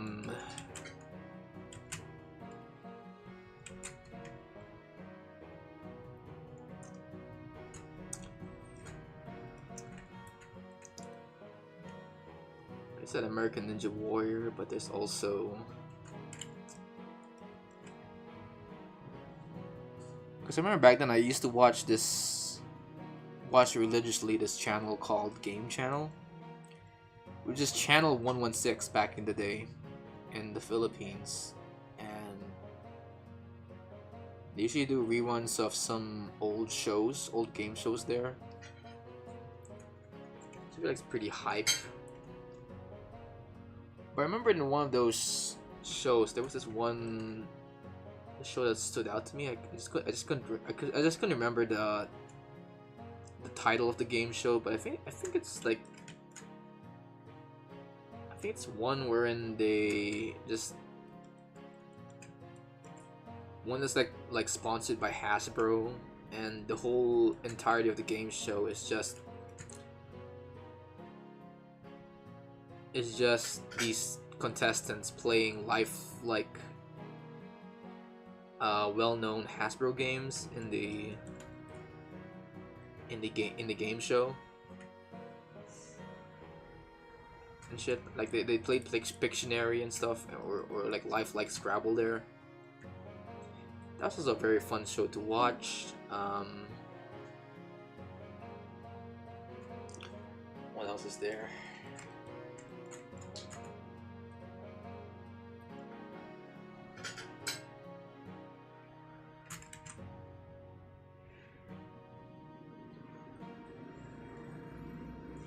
Yeah, I think that's it. I think that's like those are like my three main, my three favorite game shows from back in the day. American Ninja Warrior, Knights of the Hidden Temple, and this one Hasbro sponsored game show that I could not remember. um, Other than that, I feel like game shows are pretty boring. Don't really spark my interest.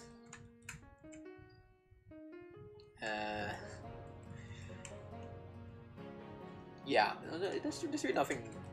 There's really nothing that about game shows that makes it special to me. If I want to watch someone play games, I would rather watch a Let's Play or a live stream here on Twitch or YouTube.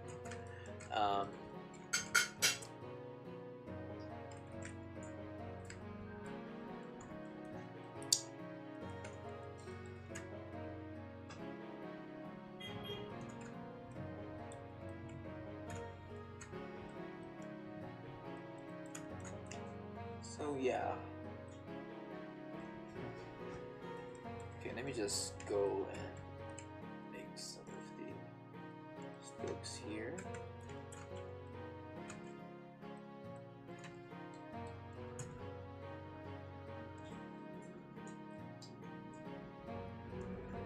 People in the blended community like to misspell topology on purpose as an inside joke, so that's why I did that. Falls into your stream. Whoa, this is a new type of stream I have found on my feed. How fascinating. Oh, you're a new guy. Okay. Hello, Rose. Welcome to the stream. There's a guy named Rose here. Can't see. Okay, I didn't know that that it was an inside joke to misspell topology, but now that I'm hearing the news right now for the first time, I find that very funny. Was that like a callback to how people don't know how to do topology in real life or something?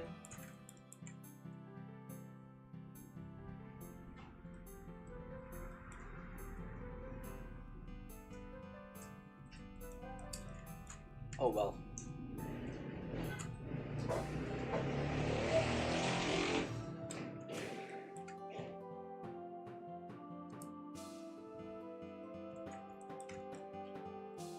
Okay, let me just go and make some of the strokes here.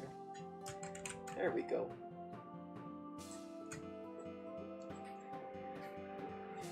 You know, out of all the streams I've done for this half of this year, I feel like this is like the most active chat I've had so far.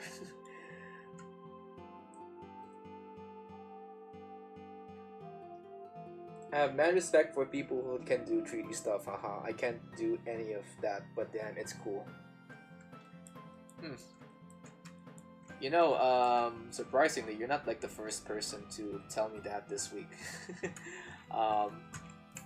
My classmates from my dental course also told me that as well. As well as one of their dads for some reason. But hey, I respect your compliment, dude.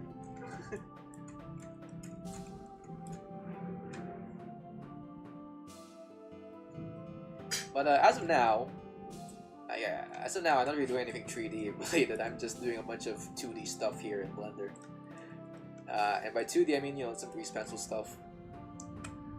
I might maybe do a bunch of rigging animations here once I'm done with making this guy's frame, but we have like a couple of frames to work here before we can do that. But if you want me to do some more 3D modeling, I suggest you tune in to me on Saturday, because I'll be making Cinema Roll live on stream. So if you're a big fan of Sanrio stuff, I'm gonna be making Cinema Roll to wrap up my character designing Sanrio streams.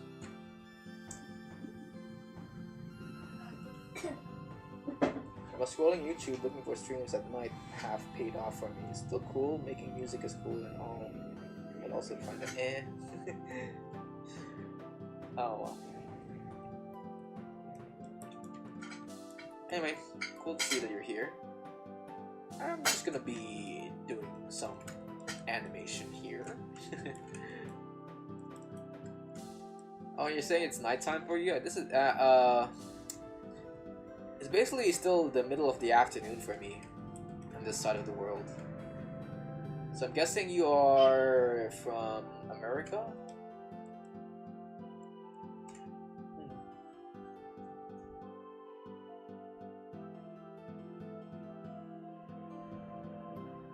Sorry, it sounds okay. I'm tired.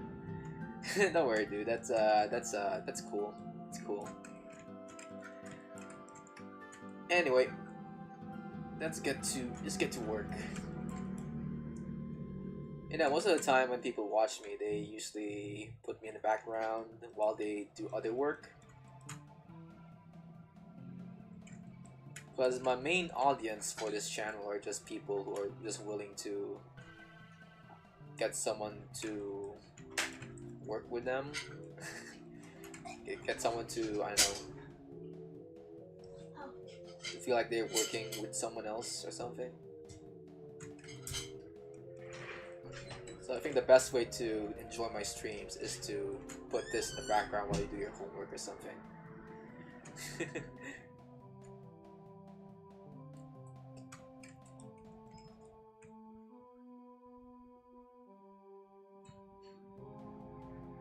Oh yeah, USA. Yeah, I don't really do that, but I'm also super active. Okay. Although, I'm not gonna lie though, sometimes I kinda ignore chat sometimes, because I am sometimes super hyper-focused on the work that I do. So I apologize if I sometimes don't catch up to my chat. Oh, and also, there's also like a latency problem I have whenever I try to read through your guys' comments, so I don't normally react to your comments in time, so this is something to take note of whenever I do that, whenever I read your chat.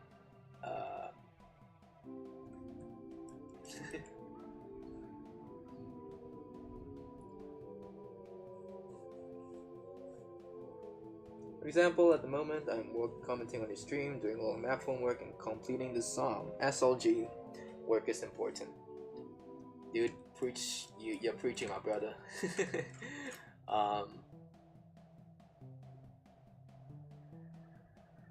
Next, speaking of music, I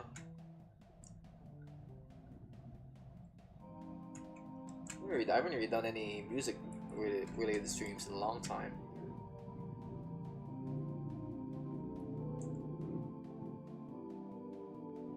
Last music project I did in this channel was when I made this song that I titled Lonely Astronaut, and it's the first song I made wherein I actually got to sing for it, because normally whenever I make music I have the intent of making it be more so background music, but when I did this song for my channel I had the intention of it to be more so a song that you can listen to Spotify or something, with full-blown written lyrics made by myself. And not gonna lie guys, I don't really listen to that song that much when I scroll through some of my videos here on this channel. It's like my inferno. my hell's inferno to a list of works that I am definitely proud of. Because when I listen to the song, I just think of my bad mic, my poor audio mixing skills, and my bad singing skills overall.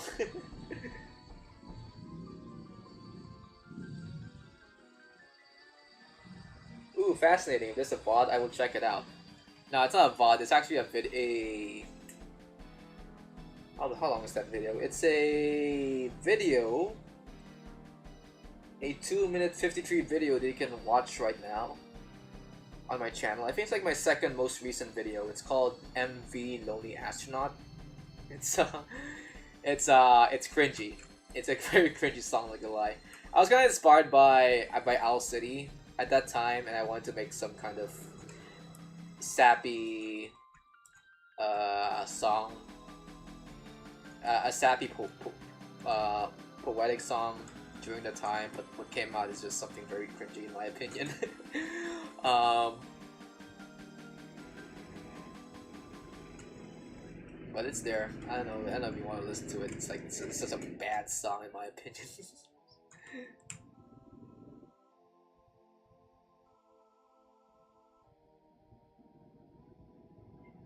It's impressive as heck. I tried writing a rap for one of my OCs, and the beats were too fire, so they burned down my house.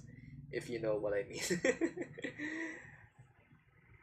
Well, now that's even more interesting. We'll check it out later.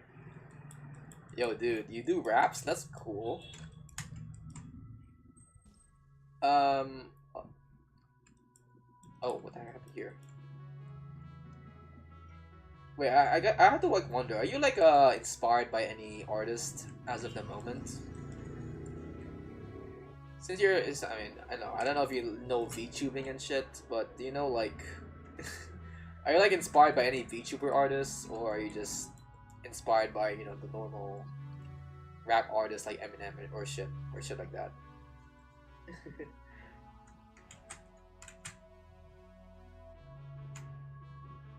Because the songs I make right now is kind of inspired by some classical music artists, as well as Owl City mostly, and as well as some video game music composers that I sometimes stumble across on my YouTube feed. Like, I don't know, I've been listening to a lot of the Donkey Kong Country soundtrack while I work, as well as some Final Fantasy music. And what else is there? Oh my god, freaking Sonic! Sonic's soundtracks are always so fire for some reason. I don't know why. those I guess are some of my inspirations right now.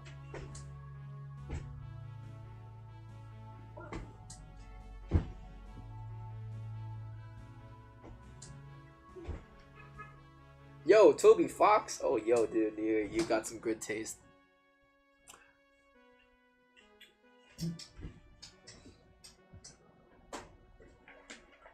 James Michael Guy Bowman.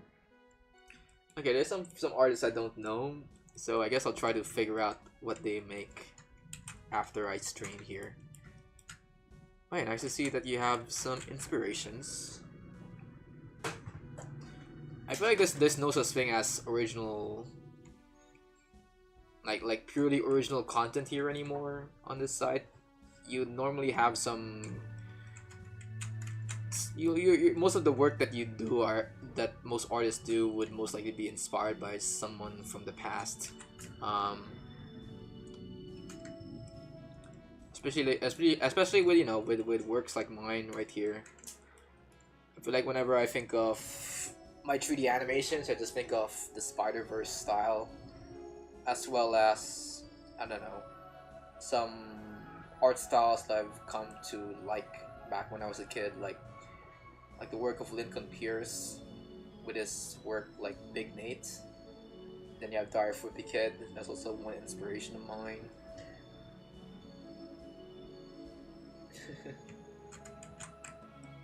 But yeah, that's how I see my inspirations in the moment. Okay, so did you make this? Let me just go move forward into the timeline. Let's make a new layer.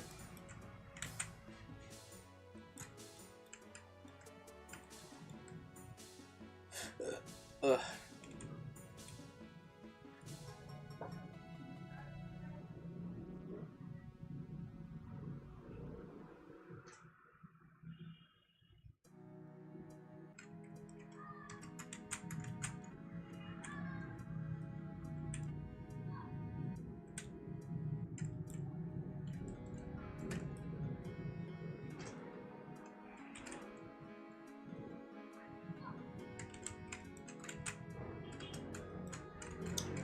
Okay, let's do this.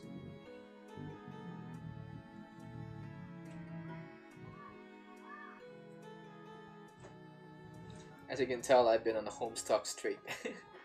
Homestuck streak lately, and then like I listen to a lot of Vocaloid stuff too. So Jamie Page, not gonna lie, I can't remember anything else. Head empty. Sorry, I type a million miles an hour.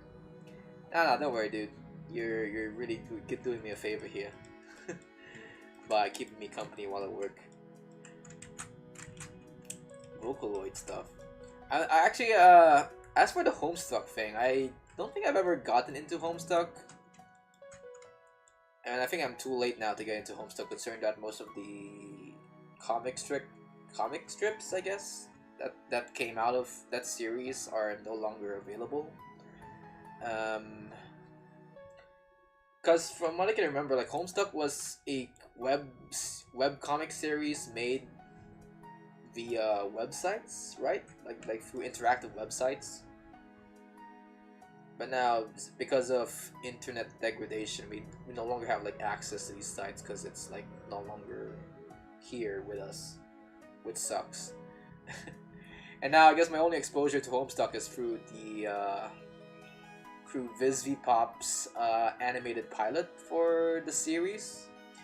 And I want to ask you, is Homestuck, is the animated adaptation to Homestuck through VisVPop's YouTube channel a good entry to the series or not?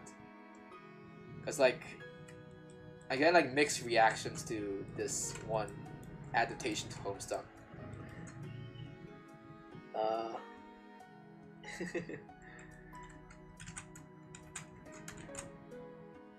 Okay.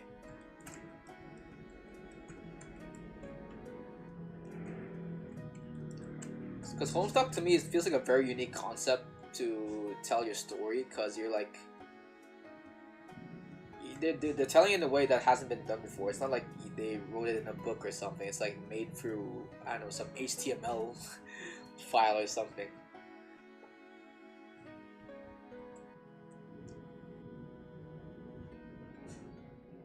Say it's never too late. They're re-uploading the comment on the official website using Ruffle instead of Flash, and I've been dodging spoilers and stuff so I can read it. Okay. But you know, from my experience with Ruffle, I feel like there's some some things I don't like about Ruffle when I try to consume some Flash content with it. Because I use Ruffle sometimes to play some old Flash games on Newgrounds. And one of the Flash games I used to play back then was this one game called Super Fighters. And when I played Super Fighters using the Ruffle engine, it didn't work well, I'd say, because there is some weird physics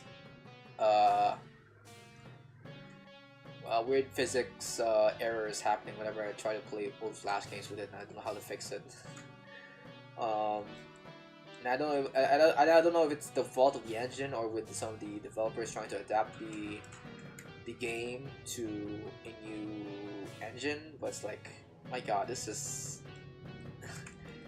some parts of Ruffle just feels imperfect to me for some reason.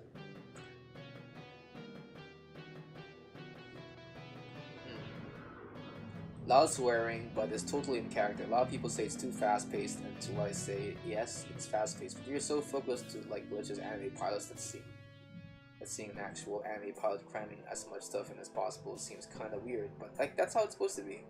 Okay, like they may not be using Ruffle, but they may definitely be using something. In the case, every Flash, aside from S Cascade, is operational and playable. Okay.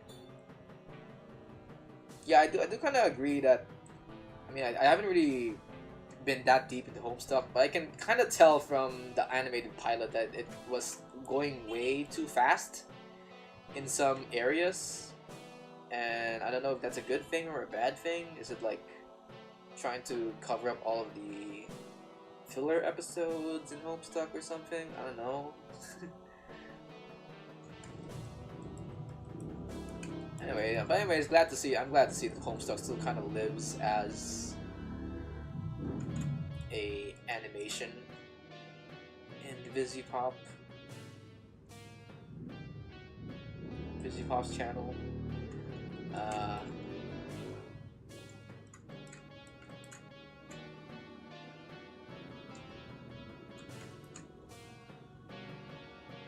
Just wondering how long it would take for it to cover the entire series, because I know it's like a series with a lot of hiatuses and stuff because of how difficult it is to make some of the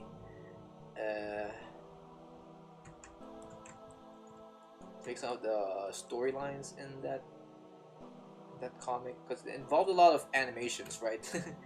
And I know from my own experience that animation does take a long time to create. So I'm kind of wondering how long this Homestuck animated series would be.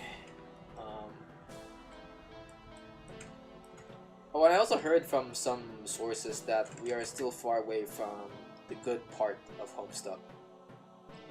You know, we're kind of like in the JoJo Part 1 of Homestuck episodes right now on VizVPop's channel. Like, I feel like they say that the good part happens when the trolls come in.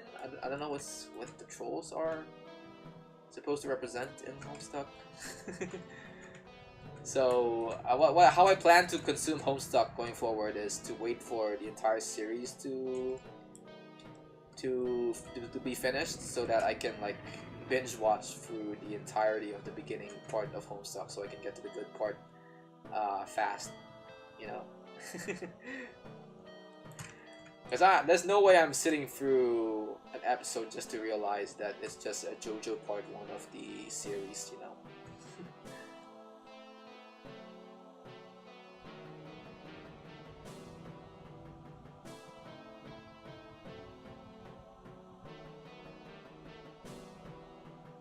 It's longer than the Bible. Like, that serious? Oh my god, really? You know, that kind of reminds me of when I tried to consume this one telenovela in my country called Provinciano. I thought that was only gonna be like 10 episodes, like I don't know, like 50 episodes long, but then my cousin told me that's actually 1,000 episodes long with no...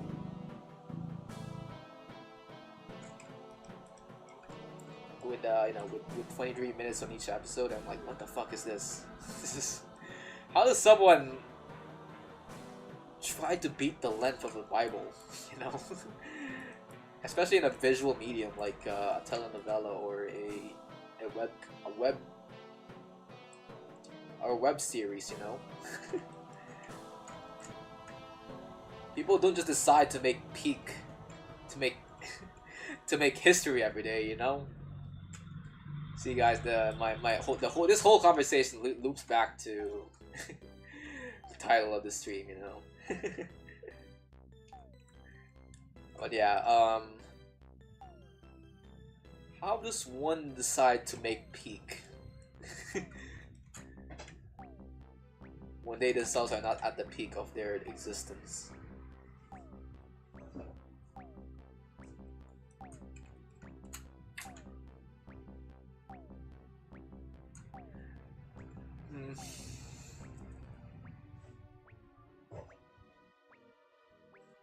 Oh yes, we are. Haha, the beginning part is totally in slow pace in the comic and probably the animated series episode 1, to be fair.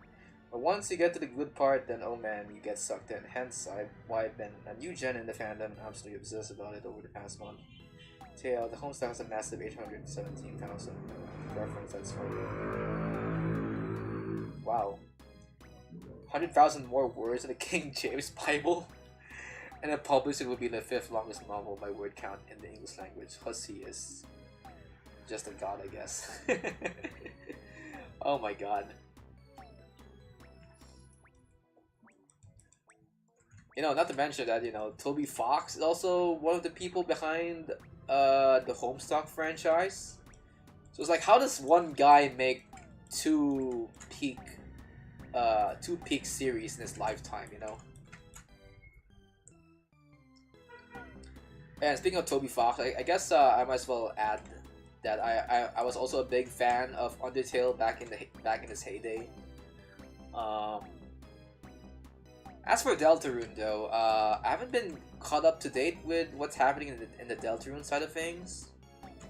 People say things are getting very deep when it comes to the things that's happening with Susie and stuff, and Chris. As of now, I've only been caught up to like the first 2 chapters of Deltarune, and I think I'll catch up to it once the full game gets released. I think they say it's only like 5 chapters long, right? The Deltarune series of games. I wanna see where it goes first before I jump back into the series. Because while I do appreciate Undertale as a franchise, I don't like big hiatuses when it comes to the when it comes to the media that I consume, dude. Like, remember Hunter x Hunter?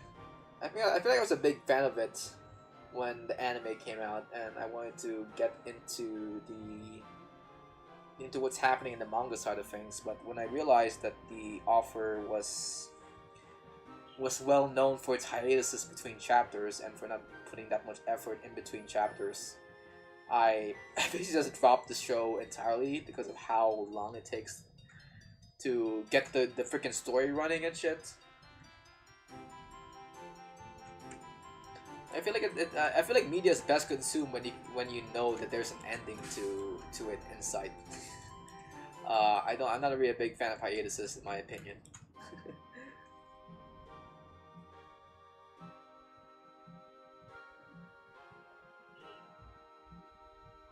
Oh, Togepi has been a big thing in Homestuck. He was one of the big music people of Homestuck, and he created so many cool things for it. Don't even get me started with Megalovania. Wait, he made that Megalovania? I thought Megalovania was like a... I thought Megalovania was a song that he took from Earthbound or something. I didn't know Megalovania was his own original work. That sounds pretty hype, I must say. I swear it was seven chapters, you mean? Yeah, I've only been briefed on chapter 3 except all the Gerson memes around chapter 4. Yeah, I've seen it. Yeah, I think that's the only thing I've seen from like chapter 4 is like the Gerson meme. And then the whole tutorial dancing and shit, that was like the one thing I've seen more of with chapter 4, but other than that, I'm not really caught up with the story. You get the feel of consume all media right now, but the thing is, when you wait for it to finish, you get spoiled. Hence why I knew about Blank before they re-uploaded it on the website. They're free Megalovanias? What the fuck? The one he made for Earthbound, Halloween Hack. The one for Homestuck and the Funny Sands. What the fuck? I didn't know he made... What the fuck? He made free version of Megalovanias. I didn't know that. As for what he said, as for what you say about consuming all media right now, the main way I avoid spoilers is to just avoid social media overall. You know, I feel like that's the one way I get through a series without getting spoiled. Get through a series late without getting spoiled. Just avoid all conversation regarding it. Because, you know, I think good media can stand on its own without its fandom trying to hype me up. And, you know, Earthbound, freaking Undertale is a good example of that. I was not in the know when I got into Undertale for the first time, but when I watched, you know, when I watched Jacksepticeye's playthrough of it, I was like, okay, this is actually peak gameplay right here. So yeah, the only way the way I avoid spoilers is just to avoid any conversation regarding it. And, you know, since I'm a Filipino, I am only being exposed to social media sites like Facebook, wherein that sort of discourse doesn't really happen that much. Unlike with like Twitter and I know Tumblr, that's I guess where all the conversation in regards to Toby Fox's work is coming from. So it's easy for me to like avoid any news of it in social media, because as a Filipino, if I want to interact with my people, they're in a site that's different from where the fandom is at right now. And plus, as a Asian, I don't really see a lot of people talk about Western media as much as as much as how people talk about it in the West. Uh, so yeah, it's really easy for me to just avoid spoilers when you're in the other side of the world.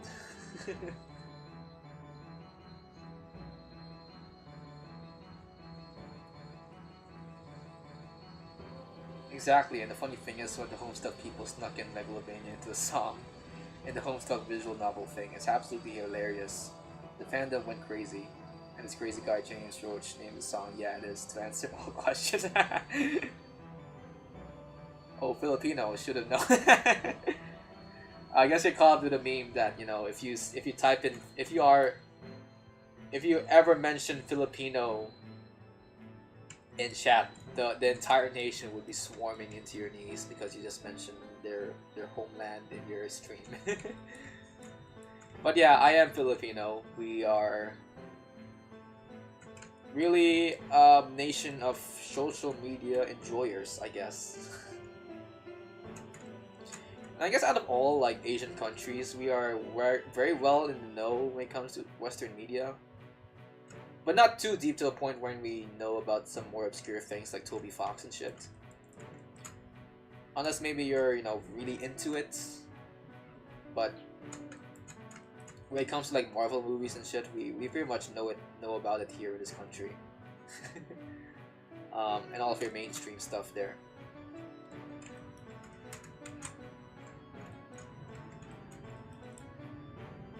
Alright, let me just make the mouth here.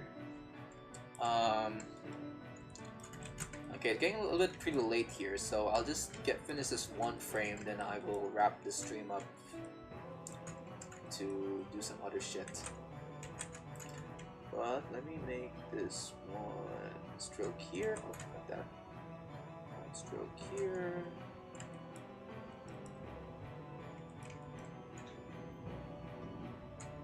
Do this and do this.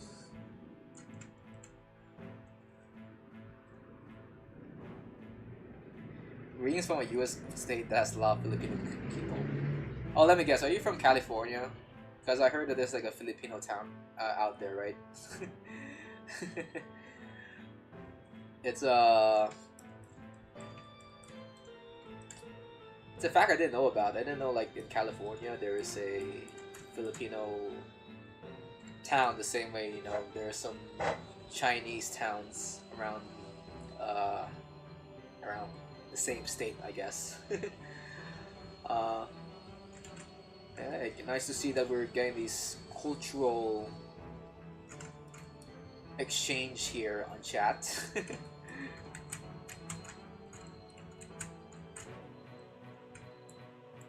And if you're planning to visit the Philippines, I suggest you don't visit it right now because we are dealing with a lot of weather conditions here that may scare any travelers wishing to come to this country. We're talking about like mass floodings and typhoons that I don't want to get into, but it's there. You don't want to get into it if I believe you that.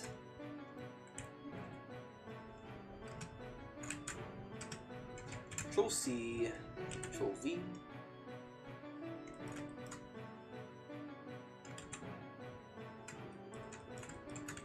Okay, so two more strokes to end off the stream. 1, 2, and then okay. All right, let me see this. Let me see this freaking thing in action here. Oh my god. Okay. Okay, so this guy walks. Pull up to see this guy. Looks for this guy. Touches his shoulders. Tries to shake his hand and stuff. Still not finished with the with some of these frames, which I'll work on in another stream. And yep, I think this is gonna be it for the stream, guys. Let me see what's chat talking about right now. Oh, I can imagine news. I saw the news earlier today. Yeah, dude. Best wishes to y'all. Oh, thank you, dude. I appreciate your company here and our cultural interchange here in this chat. But Now I have to like end the stream here because I need to do some assignments. But thank you guys so much for watching. If you like what you see, be sure to like and subscribe. Love the conversation we had this on the stream, and if you want to see more, I know there's some VODs here in this channel you can go rewatch if you want to see, if you want to know more about me. And as always, go read a book. Bye bye.